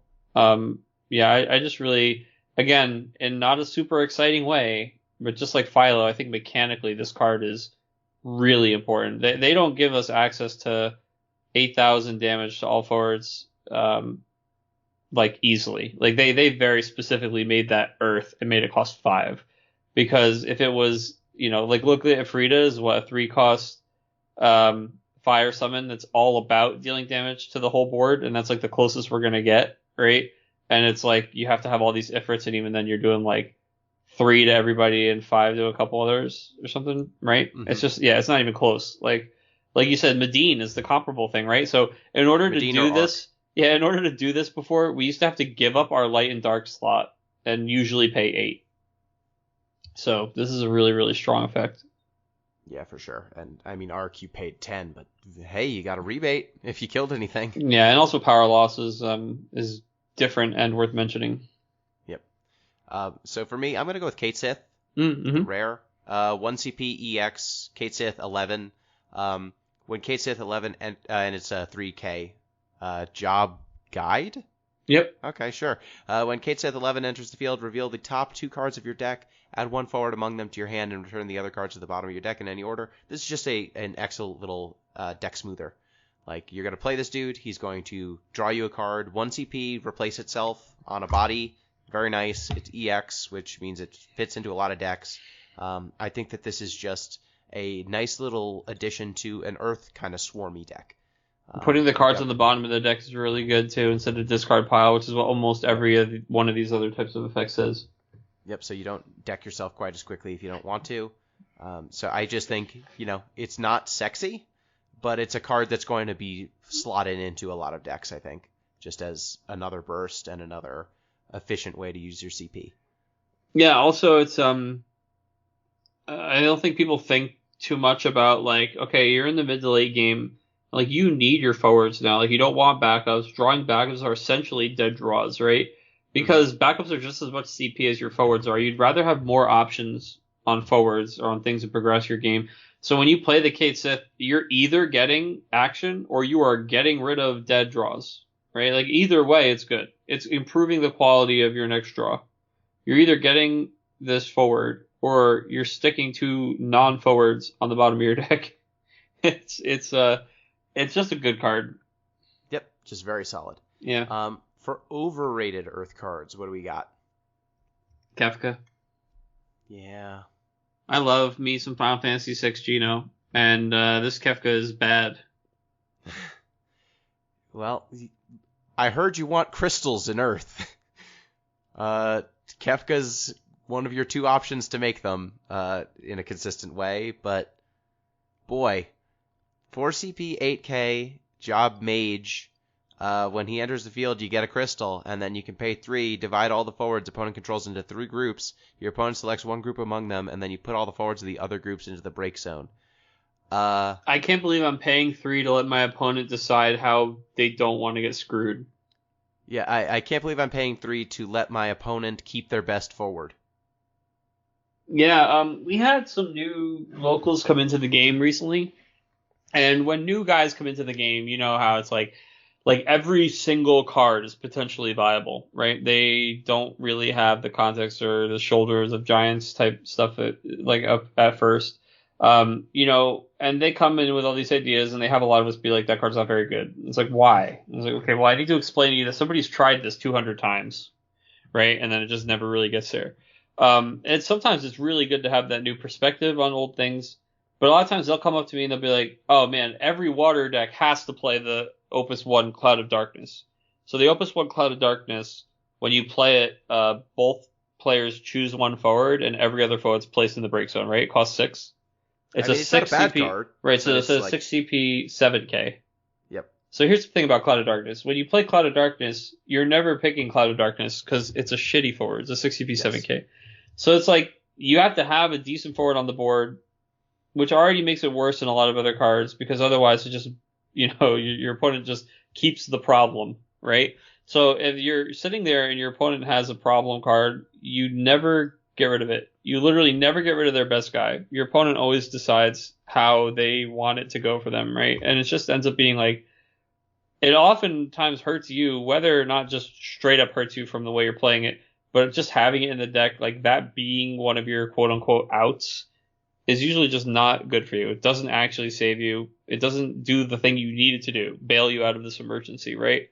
And so they come back and they're just like, this card, right? Doesn't this like just save me against Doga? And it's like, well, no, because they're going to look at their hand and whatever thing they can't play again is what they're going to leave on the field. So I think that's like Kefka is exactly that card that like somehow cost me more. But I guess I don't lose my guys. The deck building cost of Kefka to get assembling 3 crystals in a deck where Earth is one of your elements, I think you have to be Earth Lightning or Earth Water to do that at all. Like, look, you're not getting there with Kefka, a backup, and then Galoof or something. Like, that's not happening for you. So once you're in one of those element combinations, why are you doing this? Like, maybe you break one thing, but the thing you don't want to break? I don't know. I just can't imagine ever, like, if I have yellow cards in my deck and I have crystals, I'm like, man, look at how many things Robo Akbel can kill. Yeah, I've had my opponent use Kefka against me. I've had them use it, and I had 4 forwards. It broke 2 forwards, and then you know what happened? The next turn I swung with the 2 that lived and killed them. Yeah, that's how that went. Yeah, Kefka doesn't actually, I don't know, he doesn't solve any problem for you, right? He comes down and you're like, I hope this is efficient enough to give me a tempo swing. I don't know. It's not spot removal. It's I hope that my black belt that gave me a crystal was good enough. Yeah, I heard you like black belts. Exactly. Yeah. Look, I see him as a black belt that gives you a crystal and then this trap ability that you should probably never use. Because if I'm using my crystals on this, it could have been used on literally anything else. Yeah, and you don't need this to make them either. Like, you're doing just fine. Turns out that in Earth, there's a backup that gives you a crystal, and the best crystal user in Earth just puts backups back in your hand, so you kind of just keeps your crystal engine going. He just loops it. Yep. Yeah, I mean, I was definitely, like, Kefka was the obvious one to me. I don't love Cecil either. Yeah, he's actually been kind of nuts. Good for you or bad? I haven't played him. I played against him, and I am, like, thanking my lucky stars when my opponent doesn't commit to playing, like, more than 2. Because the fact that you can't kill it, like, he just becomes another Cecil, is really annoying. It's actually, like, just so good ever. It's the same reason that I like Ultros, and that I think that the Ultros from Opus 9 was good. Because, like, they spend their stuff to kill the guy, and, like, in order for that to be worth, they have to kill the guy. So when the guy just comes back for literally 0, also improving every draw for the rest of the game for you, right? But getting this Cecil out of your deck, and then, okay, well, now, like, this 9K is back. Because a lot of times, at least against my roommate who's been playing this a lot, he runs the old Opus 5 Cecil. And so it'll be like, oh, I actually can't, like, attack this guy, because if I kill this Cecil, I'll just lose whoever I attacked with, or he'll just kill this for free. And, like, it'll be a 9K no matter what when it comes back. Sometimes he's paying a crystal, sometimes he's not paying a crystal, he's taking a damage he's happy to take. And sometimes he's playing the old Cecil, but I tell you what, it's always got a 9 in the corner, and when a 9K can just keep coming back, that's just pretty strong. All right, you've sold me on him. I mean, he's 3 CP 9K. When he comes in, you play a crystal, or else he deals you a damage, and then at damage 3, when he dies, you can search for another Cecil and play it for free. And then he has an S Soul Eater until end of turn. Cecil gains plus 2,000 power first strike, and if he deals damage to your opponent, the damage becomes 2 instead. Yeah, So, I got really hung up on the S. I think a lot of people are like, wow, this S is crazy, and you play all these Cecils in your deck so that this S can happen. No, dude, my opponent played the Cecil against me. He was a damage 2. He was a damage 1, right? I killed the Cecil, he brought it back, put himself to damage 2. Okay, well, next turn, I block the Cecil, or, I attack into it, whatever it is, he dies again, comes back, again, doesn't pay the thing, deals the damage, and, like, one of them was a Tiro, so that was, he just got to search for a card. Then, all of a sudden, we're on damage 3, and I'm like, wait, okay, if I kill this guy, because he's damage 3, any dull 3-drop or less I have could be dead, right? And then the one time where I was, like, in this position where I was like, okay, cool, the forward, we can't play the forward, I'll be okay. He just plays the backup, like, for free. Yep, and I was like, well, that's pretty good. That's pretty annoying. Like, what? Yeah, immediately I was like, okay, hold on, this guy actually, just the persistence of a 9K body, there's a lot to that. Yeah, I guess the reason I am a little bit more skeptical is just how much hurting yourself hurts you nowadays. Yeah, but like not in monks, man. That's the thing is like they just play that guy in like monks and things like that, or things with a high burst count. Sometimes it really doesn't. Sometimes it turns on all your damage effects. Yeah, Like in monks, I think he's fine. I just worry yeah. like Well, you you're play already Cecil. playing the other one in monks, right? Like the fight one, just to hit yourself on purpose. Yeah. So now you're playing one that like also can play other guys and kill their stuff. And I think he's definitely an upgrade in monks, and maybe you play both anyway, just to guarantee the damage. yeah, I I've seen just him worry, there, like, and I've seen him in like Earth, Wind, Crystal stuff with all the new 4 cards. you just like I worry you play him, and then your opponent bounces him, and then you play him again, and it becomes untenable to keep replaying him. Oh yeah, I mean, I think in a world where like they bounce him back to your hand, you probably lean into the other Cecils, right? And then you're playing these Cecils in your deck, you just start like darking people. And the fact that you're like a high damage matters. It's just like it's kind of cool the synergy between like that one and the Opus 5 Legend Cecil. Yep, I think they're best as friends, and will be hanging out for a long time. And hey, good for you if you're the person who goes this Cecil into a Paladin Cecil. Dude, I can't wait to see what the new Paladin Cecil does. The one from the next set. I mean, I know we shouldn't be talking about Opus 16, but remind me on the Opus 16 version of this when we do this that we were waiting to see what this Paladin Cecil did. Maybe it's cool. Yep. It's going to be in Wind. So moving on to Lightning, what do we think is the best card in Lightning? I have Falthanos. I also have Falthanos. What does Falthanos do? Falthanos is a 6-drop backup in Lightning that when he enters the field, he breaks all active forwards. Which, I mean, we'll just stop there for now and talk about that because this is incredible and Lightning has been desperate for this kind of card. For, I mean, damn near 15 sets. It's not quite a Shantotto, but that's fine, right? I think that it's totally perfect where it is. I think this is the kind of thing that we are looking for in more colors, right? We want them to have some kind of sweep or some kind of reset that is still on theme with the color, right? Everything doesn't need a Shantotto, right? But Lightning needs something lightning-y that can zap all the guys, right?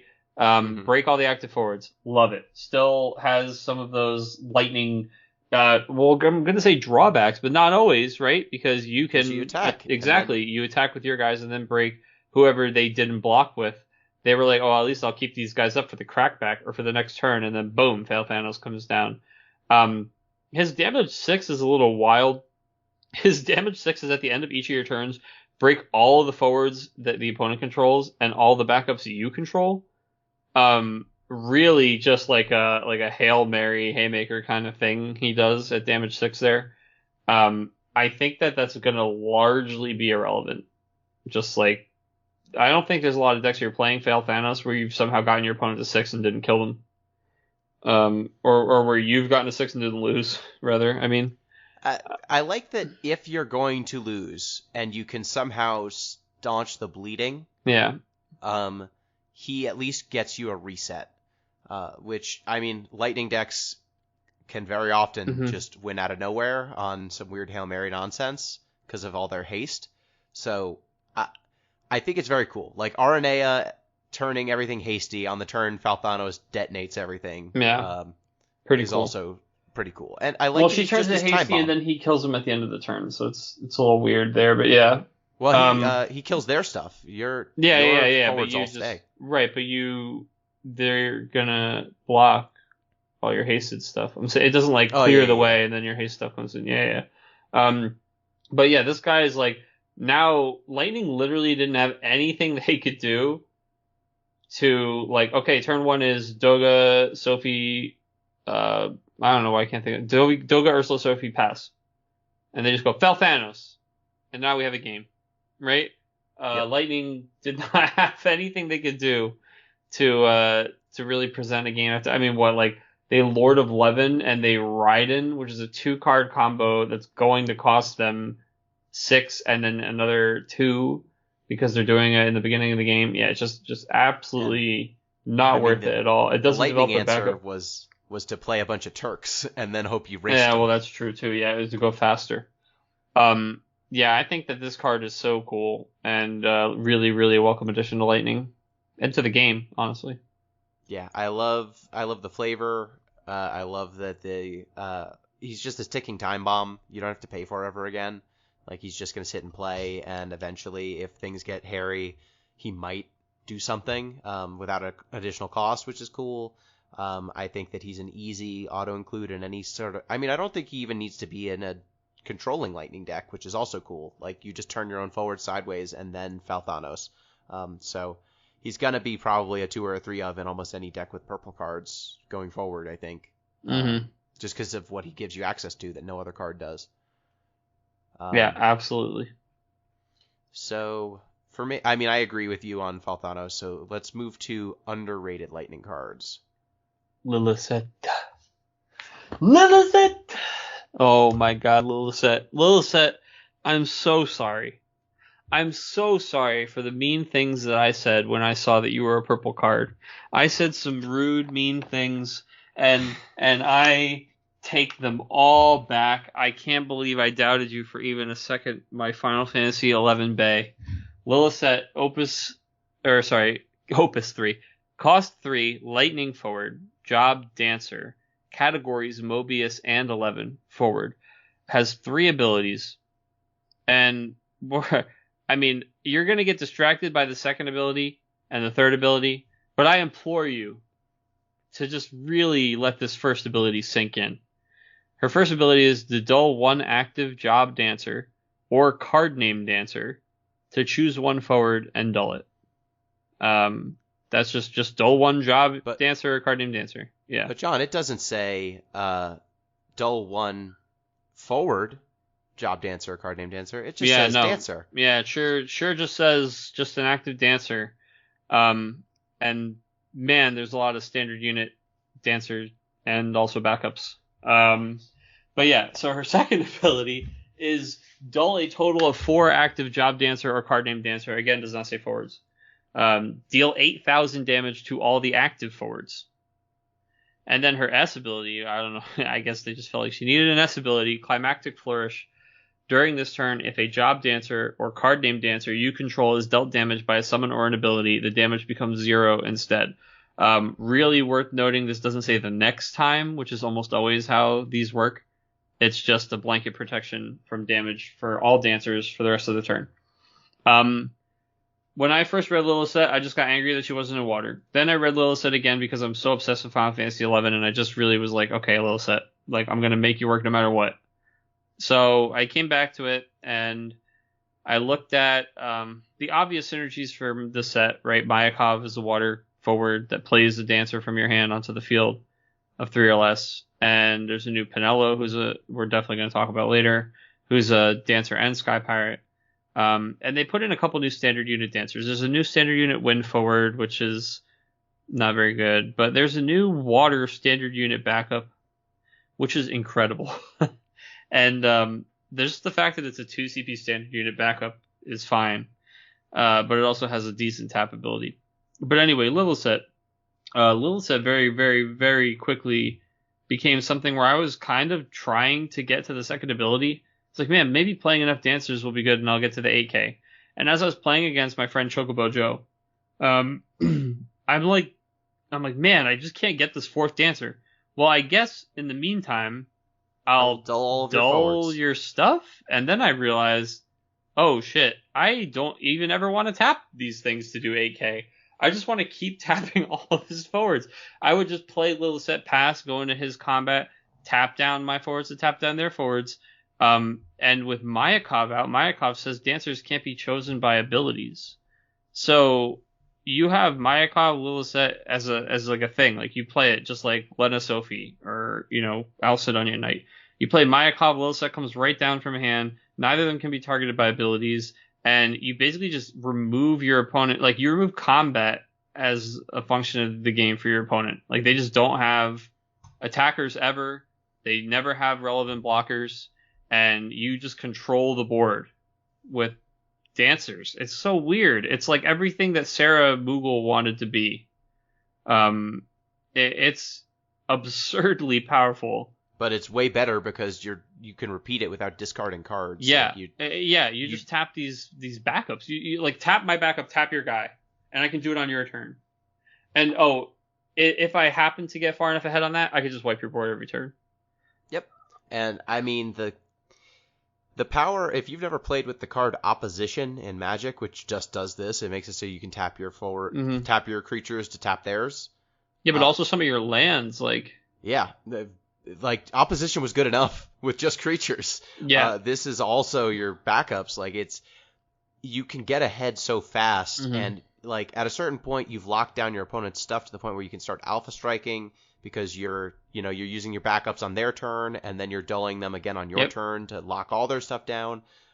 It's just the power of that effect is so high that even if Lilithset is a little awkward, the payoff is so clearly there that you kind of have to do it anyway. Yeah, I've been playing a lot of this card.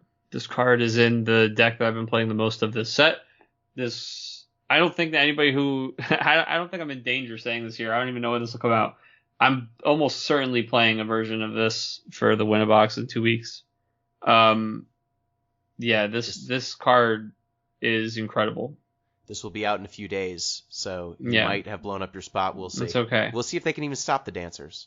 Let them know. I don't know. Well, I'll tell you what they got to do. They got to play what people don't play right now, which is spot removal summons. So. Yep. So for me, underrated, I like Vayne. Yeah, Vayne's pretty cool. And I like Axis. I'll go with Vayne first because he's splashier. Yeah. He's 8 CP for an 8K.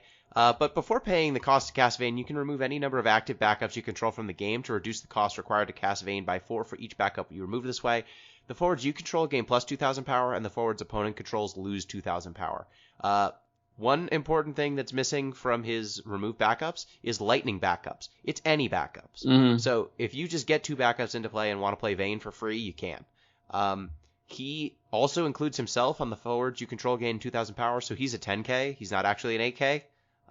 Unless people rob him of his abilities. But as someone who's played Rain, like the light Rain, which did plus 2k to your board and minus 2k to their board when he attacked, you basically never lost combat. Yeah, 4,000 power swing is a lot. And he just gives you that 4,000 power swing just for sitting in play. It just makes all of your your power reduction abilities like go from just making combat miserable to being lethal. It makes your damage go from needing to combo kill to being lethal. It makes it so that your opponents generally can't block you unless they've got like stern pumping stuff a lot, and they need 1 stern pump to get where the game was originally before Vayne showed up. Now his downside is, if you're playing him legitimately, that's way too much. And playing backups right now in a lot of decks is not a thing that people want to do. So he's got those things going against him. But if a deck could ramp out 2 backups very quickly, Lightning's one of the best at it. Sid Previa is still there. Like, you can just get 2 backups really quickly if you wanted to.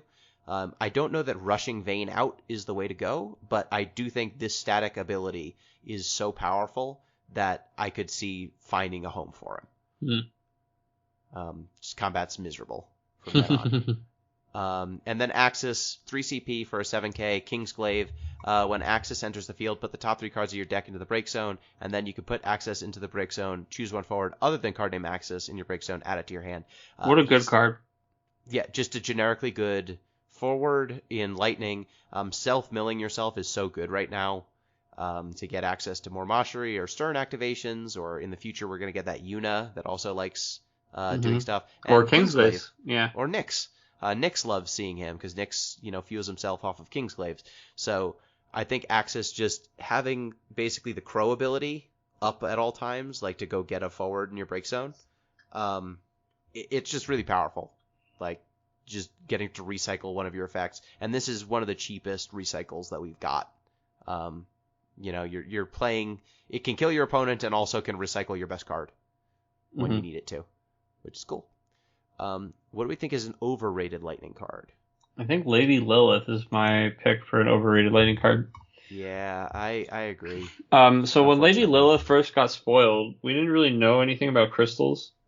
And so it was like, man, if crystals are any good, this seems like this card is going to be nuts. But then it turned out, like, I guess the way that crystals are, I think, quite good, but limited in scope.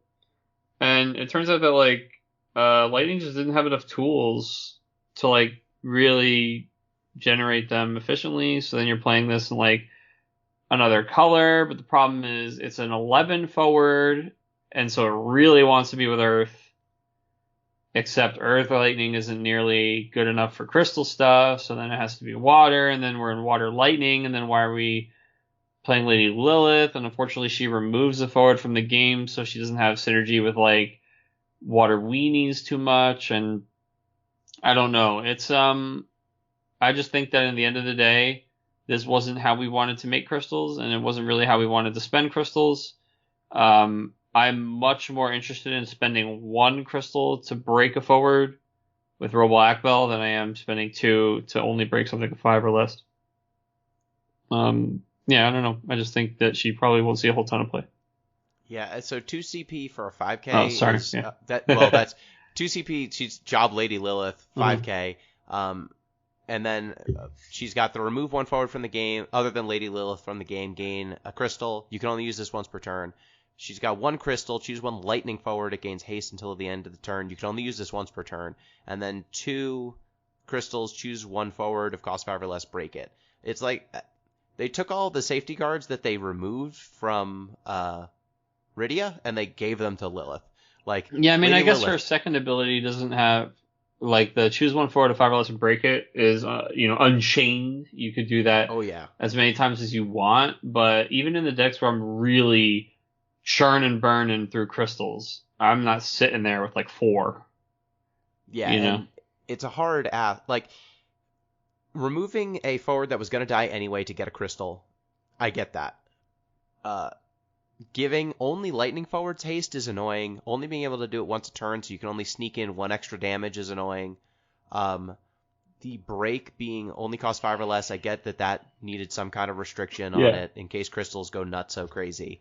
But I don't know. She's just too easy to kill for me. Like, and she can't even remove herself in case they target her with Burnhilder. Mm-hmm. Like, there's a decent chance she just comes in and then immediately gets smoked for no value.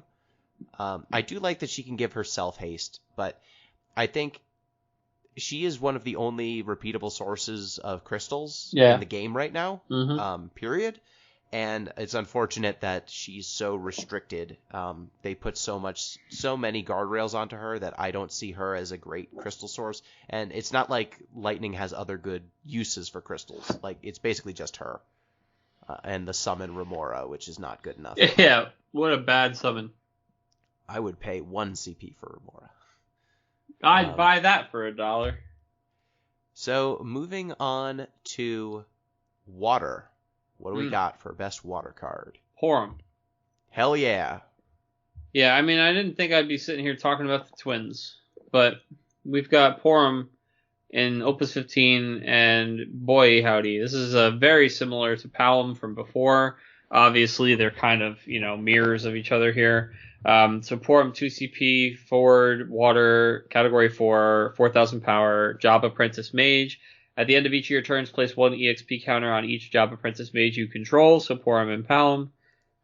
For each EXP counter placed on Porum, she gains 1,000 power, and then Porum's real power comes from her free ability, choose 1 forward for cost 5 or less. It loses all abilities until the end of the turn. And if 3 or more EXP counters are on Porum, its power also becomes 1,000 until the end of the turn. You can only use this ability once per turn. This ability is absurd by itself for 0. The fact that it's on a card that just gets 1,000 power bigger every turn, like, that's enough of a snowballing effect to be threatening behind just like this free Kukuling just sitting here on the table. This card by itself, like, really makes things awkward for Sophie decks, where like they just turn Sophie off every turn. It's like now you have to kill Porum every time, and it's like just the fact that you can add another layer to the things they have to do every turn to end the turn and get a Sophie trigger. That's really important to like kind of gumming up those strategies and slowing them down and stopping that like recurring free end of turn damage. And you also stop the draw by stopping that damage too. So it actually usually Sophie decks can't really afford to not trigger her at the end of the turn. She also is because her ability's free. A lot of effects that your opponent just wanted to hold up and threaten Porum says you got to do that now. If you have a Stern or a Machery, whatever they were going to do, it's not reactive anymore. You have to do it as soon as Porum hits them, targets them, or otherwise they're not going to be able to use their ability for the rest of the turn. Pinello, another card that has a very powerful effect that I'll talk about Pinello as the best water card just to throw some love around, I guess. It was going to be Pinello or Porum for me, yeah, So Pinello is a 2 CP 5k job Dancer Sky Pirate, which again, both jobs very relevant. 5 CP, this cost is reduced by 1 for each job Sky Pirate other than Pinello you control. Select one of the following 3 actions. You can only use this ability once per turn. First one, choose one job Sky Pirate forward other than Pinello. It gains this forward, cannot be chosen by opponent's abilities until end of turn. Second one, choose one forward. It loses 3,000 power until end of turn. And then the final one, the cherry on top, draw one card. So Pinello's got all of these very powerful abilities. One of them is, I mean, you're gonna have Sky Pirates if you're playing Pinello, but like getting to dodge removal, getting to just threaten to dodge removal because then your opponent will never play removal. You can mess with combat with the 3,000 power, and if all else fails, you draw a card. So Porum interacts favorably with Pinello because it forces you to make a decision immediately on what you're going to do. Whereas Pinello, the nice thing with Pinello is you threaten to prevent an ability from happening, and then at the end of the turn when your opponent hasn't done the ability, you draw a card. Yeah, the worst case scenario is, I guess I'll just draw a card. Or you chump attack, and your opponent knows that they're going to lose 3,000 power and lose combat, so they don't block, and then you draw a card. Yeah, very good. Like, Porum just basically says, okay, what are you actually doing? Are you drawing the card, or are you reducing something's power? And then you can make an intelligent choice from there. Whereas Pinello's whole thing is like, I'm going to hold a gun to your head, and whatever you choose, I'm going to pull the trigger. Yeah. I mean, and both of them being 2 CP water forwards, relevant in many ways. Like a lot of different angles there. Old Lena, but also new Lena. Yep. Also Pinello being another forward target for Vaughn and Balthier, pretty relevant. Yep, for sure. So what do we have for an underrated water card? Underrated water card, Gao. Here's the thing. My boy Gao here. He's a 2 CP EX Burst 5k, Final Fantasy 6. Again, I'm not super hyped that this is Gao, but job Wild Child. But Gao EX Burst, when Gao enters the field, gain a crystal. Damage 3, Gao gains plus 3,000 power. At damage 3, Gao's actually just nuts. Just like a 2-drop 8k that gave you anything when it entered. It's pretty good. This often feels a lot like it reads kind of like draw a card. Sometimes it's actually better that he's not drawing you a card and he's specifically making a crystal. And the deck I've been playing, where I've been playing a lot of this, and just doing crystal stuff in general, Gao and Lena and Realm make these really, really cool interactions where, like, you can play a Lena, pay her 2 crystal effect, get Realm back, bounce like something with Realm, get a crystal, spend the crystal on her second effect to play a Gao, bring the Gao in, get the crystal. You can do that in the other way around. You can pay the first effect first, get the Gao in to replace the crystal if you only had 2, and then pay those 2 and get like the Realm, put the Gao back in hand, get another crystal.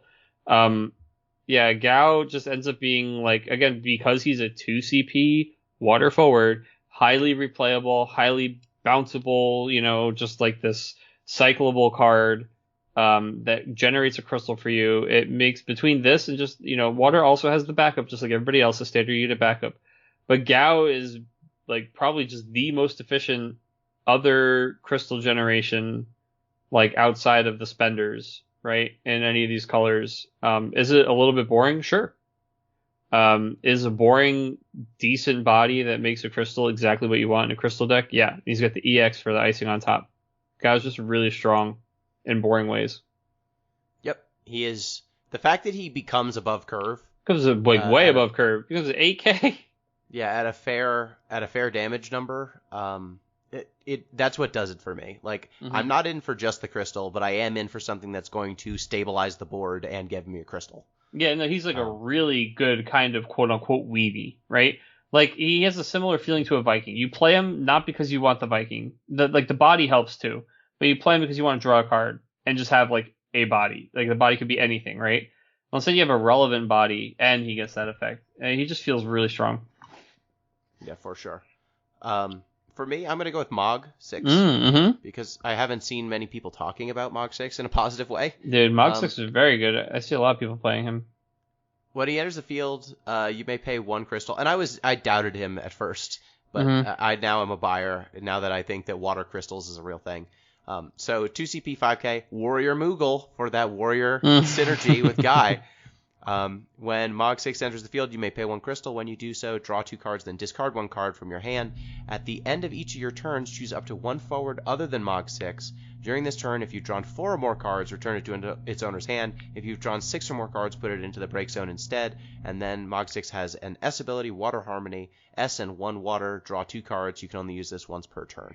So Mog 6, most of the time, I think, if you're playing Mog 6 in your deck, when you play Mog 6, you're usually going to be able to spend that 1 crystal, draw 2 cards, discard 1, so he's, paid for himself, basically, in drawing. Well, he didn't only pay for himself, but he also just triggered his first ability, exactly. like every time. Yeah. And then, because you drew 2 cards, at the end of your turn, you're at least going to get the bounce. If you can draw 2 more cards with an X-Array, with his S ability, with any other card draw you can stack onto it. I mean, I'm not saying that it's trivial to get 6 draws in 1 turn, but it's not impossible.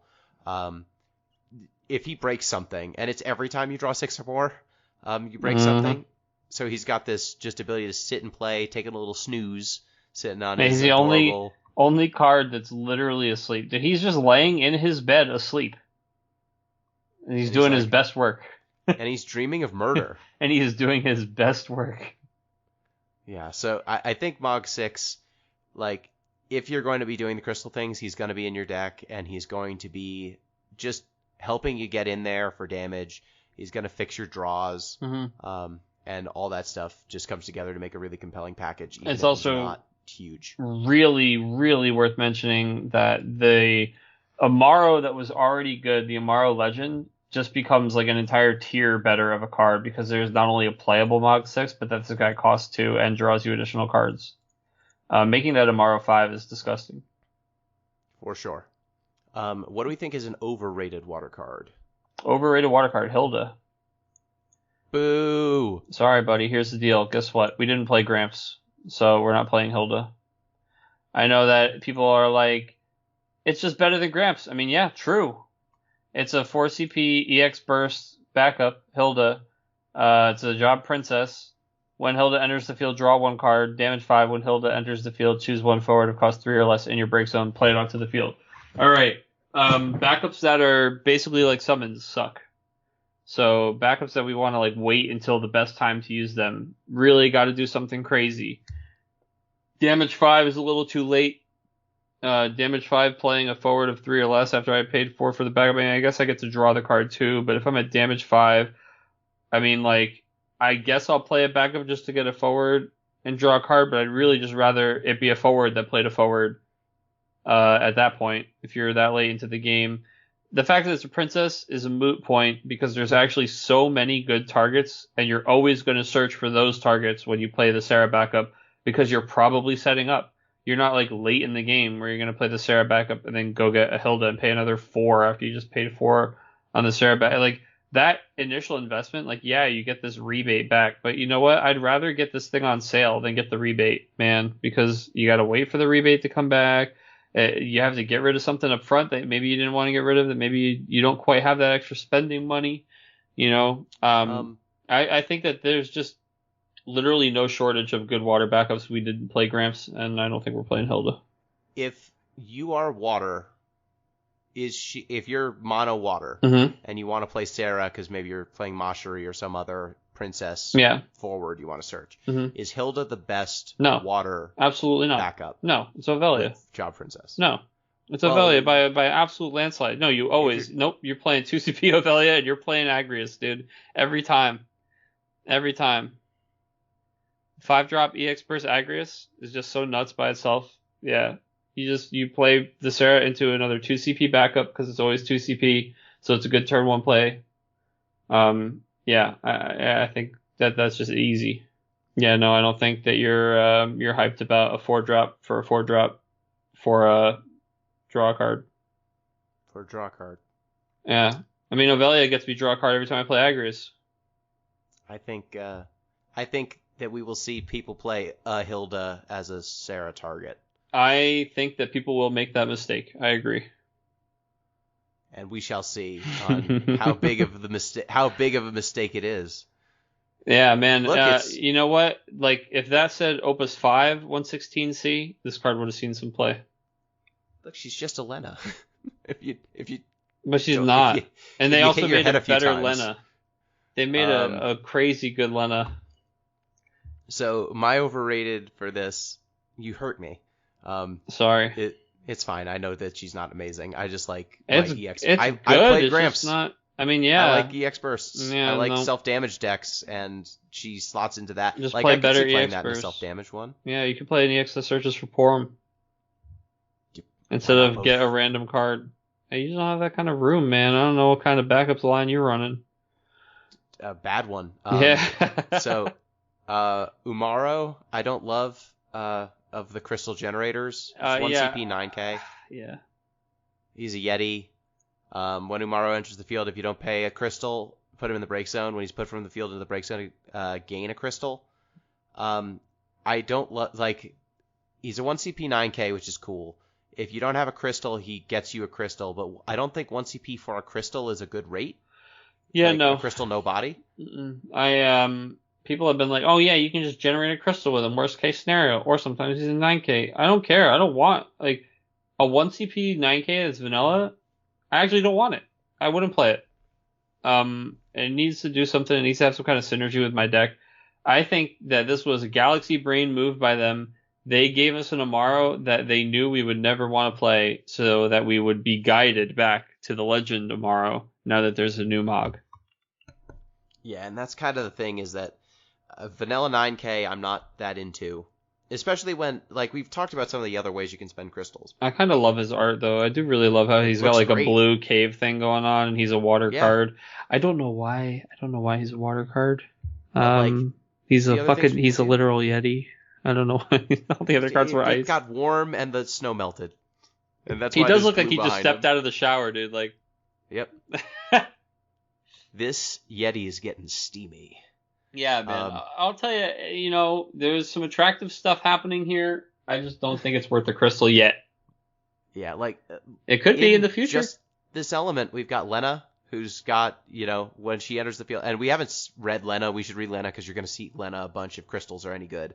She's 3 CP for Princess/Warrior of Light, double great jobs, 7K power, Theat Rhythm and Category 5. When Lena enters the field, you may pay 1 crystal. When you do so, choose 1 forward of cost 2 or less in your break zone, play it onto the field. When Lena enters the field, you may pay 2 crystals. When you do so, choose 1 forward of cost 3 or less other than card name Lena in your break zone, play it onto the field. So those are 2 separate triggers. So if you have 3 crystals, you can activate both of them. As you said, you can stack your triggers in such a way where you get back Gao, and like if you have 2 crystals, you can get back Gao, get a crystal back, then use the 2 crystals to pay for something else. If you can do the same thing the other way, if you have 2 crystals, you can play, you know, Realm. Realm will bounce Lena, give you a crystal, and then you can use the crystal to pay for a Gao or Sophie or whatever. She is one of the most efficient Army in a Can cards that we've seen. Yeah, she also doesn't care about color, which is wild. Like Yes. the like Lena before was already an insanely good card, and it had to be a water forward. This just plays anything. Yeah, this card is very good. Yeah, so I brought this up as a way to say Umaro, like spending a crystal on a 9K when you could spend it on Lena, you could spend it on Mog 6, you could spend it on Furion if Hell, you're we in could spend it on Fire. Strago.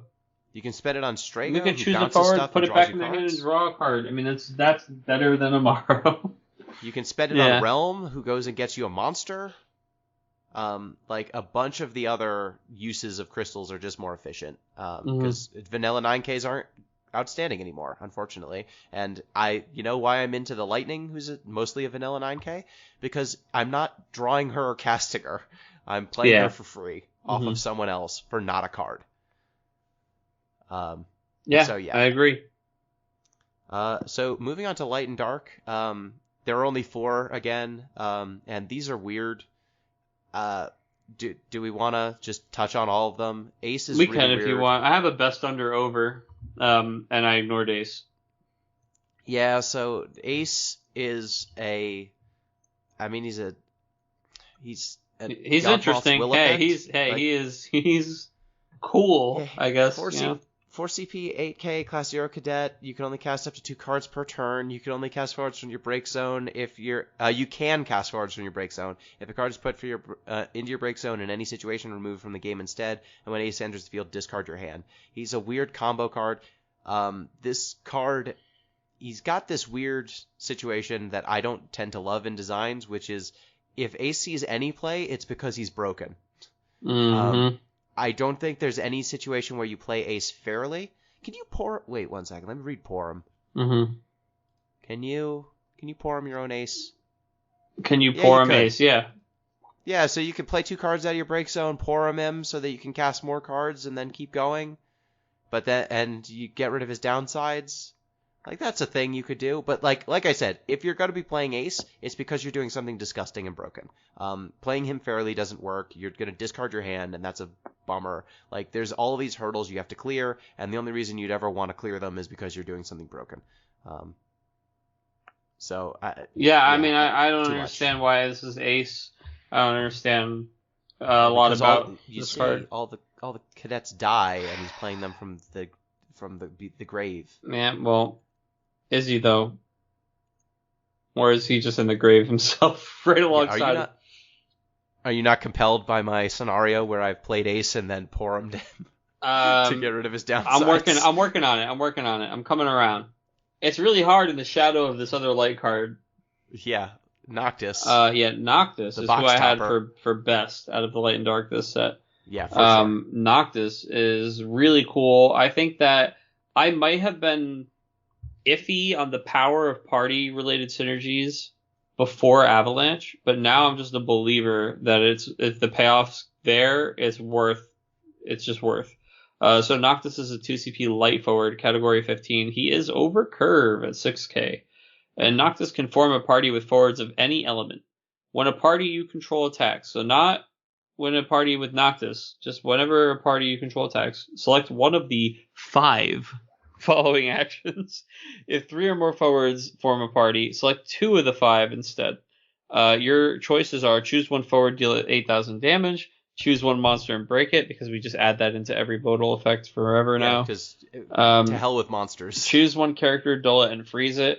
Noctis gains haste until the end of the turn, or draw 1 card. I think that we've already covered that if a modal ability has draw 1 card as its worst case scenario, it's just a really good ability. Yeah, and I mean, Opus, 9 Rosa? The Rosa that can party with everyone, and then attack alone. Yeah. Like, triggering Noctis multiple times a turn is actually very easy because of Rosa. Or just in general, I mean, there's so many. We talked about how all of the best water cards of this set are like these weenies that like slam each other or value it to play. Noctis plays very, very well with the water weenie stuff, with the Bart's Boko stuff that's kind of come back this set. Noctis is a job prince. Noctis is playable for 1 crystal off of Lena, which is very relevant that she doesn't say water for specifically things like this. I mean, this card's just really good. I mean, the Luna Freya is literally garbage and still might see play because of how good this Noctis is. Yeah, 1 CP, 7K, can't attack or block, but she makes it so that you're Noctis, unless Noctis is in play, and then she protects stuff, which is cool. So, Arden, very weird card. Yeah, I'm coming around a little bit on Arden. 5 CP, 9K. When he enters the field, discard your hand. When you do so, your opponent selects selects one more than the number of discarded cards from the 3 following actions.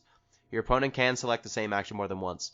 They select 1 character they control, put it into the break zone. Your opponent puts the top 20 cards of their deck into the break zone. Arden deals your opponent 1 point of damage. So Arden gives your opponent a choice, and the more cards you have in your hand when you play him, the fewer good choices they get. But it's important to mention, once your opponent is out of characters, they can keep picking that mode at no cost to themselves. So basically, you can't force a win, but you can get pretty damn close. Yeah, so like the best case scenario for Arden is you wipe your opponent's board of all things, backups and forwards. He'll never kill your opponent outright, but if you've played him and you've wiped your opponent's board, like it might as well say win the game in a lot of cases.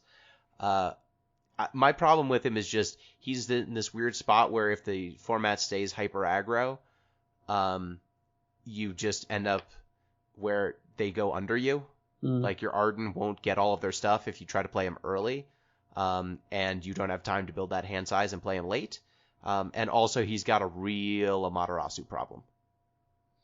Yeah, he sure does. In general, this guy, when he first came out, I was like, well, he's just bad. Then I saw him in a list that I was trying out, and I had immediately cut him from the list before I even tried the list, because I was like, I don't like this card. I played that list, and I drew so many cards, and I sat there thinking, damn, I have all these cards. I just wish I had some way to, like, get rid of my opponent's board with them. And then I realized why Arden was in the deck. So yeah, since then, I was like, okay, hold on. I kind of come around on him. So I put him in that deck, and that deck specifically is a cool place for him because not only do you have an abundance of cards, you also have things that you invest in and play that can refill your cards, like post Arden and also still on your turn. So that's kind of cool too, like triggering an Arden for 5 and then drawing 4 cards. Arden's been interesting. I'm not sure where I'm going to land on him yet. I currently think he's maybe a little bit underrated because this guy got shat on when he got revealed as being basically unplayable once people realize you can't just like pitch 6 cards and choose to deal them 6 points of damage, you know? Or they will never choose to deal themselves 6 points of damage. I definitely don't like cards to let my opponent choose. We talked about this earlier. They're always going to choose the least bad version of this effect resolving. But I'm confident that I can actually make all 3 versions look pretty bad.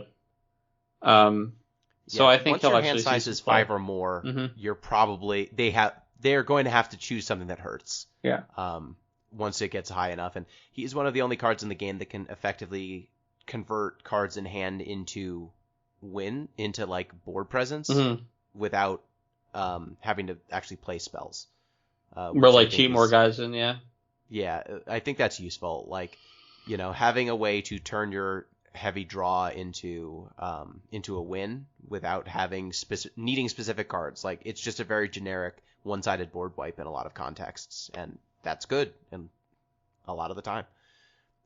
So moving on to Nox Suzaku, and can you clarify this one for me? Can you cheat this card into play with like a Vaughn? No. Okay. It doesn't say cast. It says you can only play. So Vaughn says play it onto the field. It's the same rule as Sephiroth. All right. So he's it's a big bird blob. I don't know what I'm looking at. There are wings. It's a fuzzy UFO. I don't know.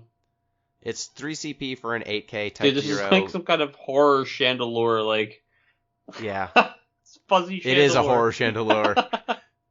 It's got weird tentacles coming out the top, bird wings, and someone abused this chandelure. And if you see one that looks like this, call animal control. You can only play it if a forward you control has been put from the field into the break zone this turn. At the end of each of your turns, reveal the top 3 cards of your deck. Play up to 1 forward of cost 4 or less from among them onto the field, and the rest of those cards go into the break zone.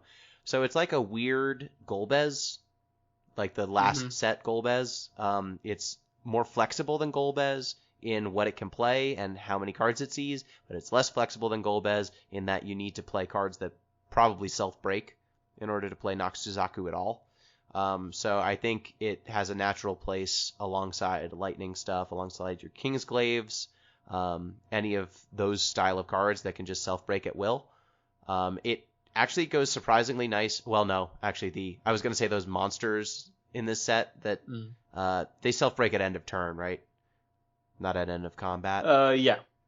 The blue worm and all those. Correct. Yeah, end of turn, so that's not going to work. But your Kingsglaives, like all of your Kingsglaives, have the ability to kill themselves at will. So that's kind of, I think, the obvious fit, just stuff with lightning. I think there are at least a few other cards that self-break. VVs. Mm-hmm. VVs are pretty good at that. So, you could make a powerful deck a la the Golbez deck, which just tries to cheat Noxuzaku, or play Noxuzaku on turn 1 or something, and then just slowly accrue value. But outside of that context, I don't think you're going to want him. Yeah, I've seen a lot of people try him. I haven't really seen him do much yet. He's a little bit more awkward to use than he seems like he would be. Like, just that first line. You need to play a very specific deck. And, I mean, also, the fact that people have encountered Golbez now kind of makes them know what to do with Noxuzaku. Mm-hmm. Like, the Golbez deck was very cute, and then as soon as people put sweepers in their deck, it kind of went away. Like, the other aggro decks stuck around, but the Golbez deck is very... I haven't seen it much since its coming out party. Noxuzaku feels like a sort of similar thing. Though, I guess it does self-mill a lot, so if, let's say, that Yuna that's coming in a few sets comes out, having a way to fill up your break zone and spend it might be useful. Or, say, you know...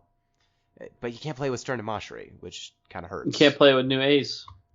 Can't play with New Ace. That's a great card. He puts him in the break zone. It's perfect. Well, no, because if New Ace is in play, he removes it from the game instead. Oh, that's true. Oh, God. Man, I hate this ace. Unless you hit him with Porum. Unless you pour him. Perfect. Every turn.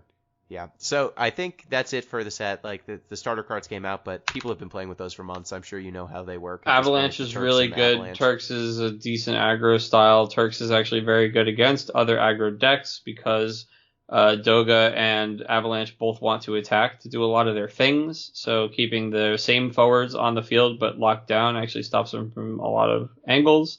I think that if you don't have the starter deck, the Avalanche versus Schreiner starter deck is an excellent buy, and you need very few cards from the last set in order to make competitive decks out of them. Out of the box, they're pretty explosive. I think they're both tier 1. Yep. So with that, any closing thoughts on Opus 15?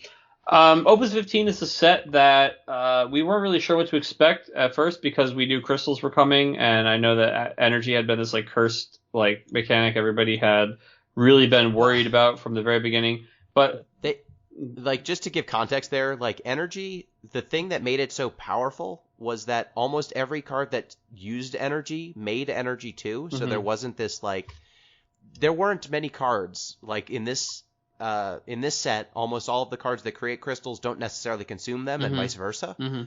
The energy stuff was like, you're priced in for 2 free activations because the card will pay for itself, and then any additional energy you get is gravy. Yeah. Which is just a very different mechanic, a very different way to make them play. Like, cards that don't matter just bank you energy, and the cards that do matter get all the uses they ever want. Well, that's what I was saying. I mean, I can't believe that we're 15 sets into this game that's designed by ex-Magic pros, and people point out a mechanic that they're going to bring in. They go, uh-oh, this didn't go very well in Magic. I mean, yeah, I'm confident they wouldn't introduce it to the game without a plan for exactly that, right? You could tell that there was a lot of attention that was put into it and balancing it, and it's actually why they kind of feel a little bit undertuned to some people right now. But I think that will all shake out over these 3 sets. For the first set in a new block with a new mechanic, I think there's a lot here that's exciting, both crystals and not crystal-wise. I think that people were just in such a bummer about certain decks, maybe, and them being all they saw in the last set, that they looked at this set and they didn't see a card that literally just says kill Doga in the text box, and they were like, I don't see anything here that's exciting. But I think that as people get their hands on the cards and you test new ideas, you start to play with some cards, you realize that a lot of times, much like in sets in the past, some of the answers are maybe a little less obvious. You know, some of things like Porum and Pinello add levels of counterplay to things from a new angle. Like, we hadn't really had a card that could efficiently tackle Sophie getting bigger at the end of every turn, right? Now we have things that can just, for an action ability that we can use on every turn, that can kind of counter that. So I think that they did introduce some new tools. I'll be interested to see how people use them. I think that I'm coming around on this set more and more as I play it. I'm a big Final Fantasy VI fan, so that has something to do with it. But I really like Opus 15. I'm excited for it. Yeah, and I like they've added power to some of these decks, like Porum, Pinello, it's some of this crystal stuff, the new Lena. Like, I see where these cards, the new Noctis, where they enhance existing decks. But last set, when we were having this final rundown, we were basically just talking about how Stern and Mashari were going to warp everything because they were just so efficient and used resources in a way that no other cards do. This set, we're talking about a bunch of cards that look interesting, but seem within the bounds of the game. In a way that those other cards did not necessarily. They don't slap you on the face and say, this card's very powerful, it's what the game is about now. Well, I think that's how a card like Ace gets maybe a couple extra lines of restrictions on it, right? Yes. And I don't think that we can... I think that's what it looks like. I think that's what them listening looks like, right? Like, hey, we're just going to walk these next few back a little bit. We're not going to say anything about those other ones, but like, yeah, maybe we'll pump the brakes. They gave us answers to those cards, or like ways to play around those cards and interact with those cards. That is not just we printed a card that's better than them, or we printed a card that's very deliberately a hate card on those. Yeah, I mean, I'll tell you what's been really good against Stern and Mashari. Mayakov Lilo set. What are you going to do? Well, you're not going to use any of your abilities on any of my forwards. Oh, your guys are big because of Stern? Well, now they're sideways. Yeah, I mean, Porum, like you said, we talked about this earlier. Porum says, hey, use that right now. You know, you're not going to be able to... Are you going to pump before I even decide I'm going to combat? You know, are you going to try and draw all the cards with Mashari, before this happens? Yeah. Are you bouncing all my stuff right this second? Yeah, I think that there's some new angles people can attack from. I'm really curious. This upcoming weekend here, Gino, is Xanarkin, which is going to be the first big online event for Opus 15, and then in person we're going to have a relatively large event. Again, it's not going to be like a national thing, but for our area over here, it's going to be pretty big. So I think we're going to start to see a meta define itself over the next 2 weeks. It'll be interesting to see what people do. Yeah, and I'm excited to explore it. There are a bunch of fiddly bits in this set. Oh, I'm tinkering and toggling, I'm like a little kid in the bouncer, dude. I've got like all those little whimsical things in front of me, and I just don't know what I want to play with next.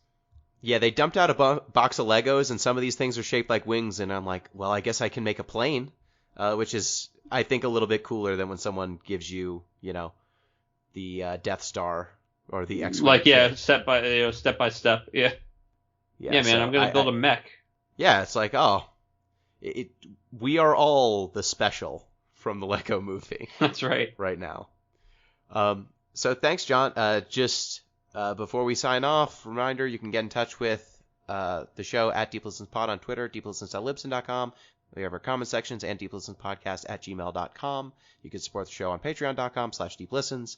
And if you want to see the RVA Returners locals, that's going to be twitch.tv/RVA Returners, RVAReturners.com as well. Ooh, twitch.tv/RVA Snugsy. Sorry. Yeah, no, it's RVA okay. Snugsy, It's okay. My brain. Yeah. So that's my tag is RVA Snugsy, and then RVAReturners.com, SoundCloud.com/RVA Returners, Facebook.com/RVA Returners, all that stuff. Every Wednesday night at 7:00 EST. All right. Well, thank you, everyone. Thank you, John. Of course, always a pleasure, Gino. I love doing these with you. Until next time, peace.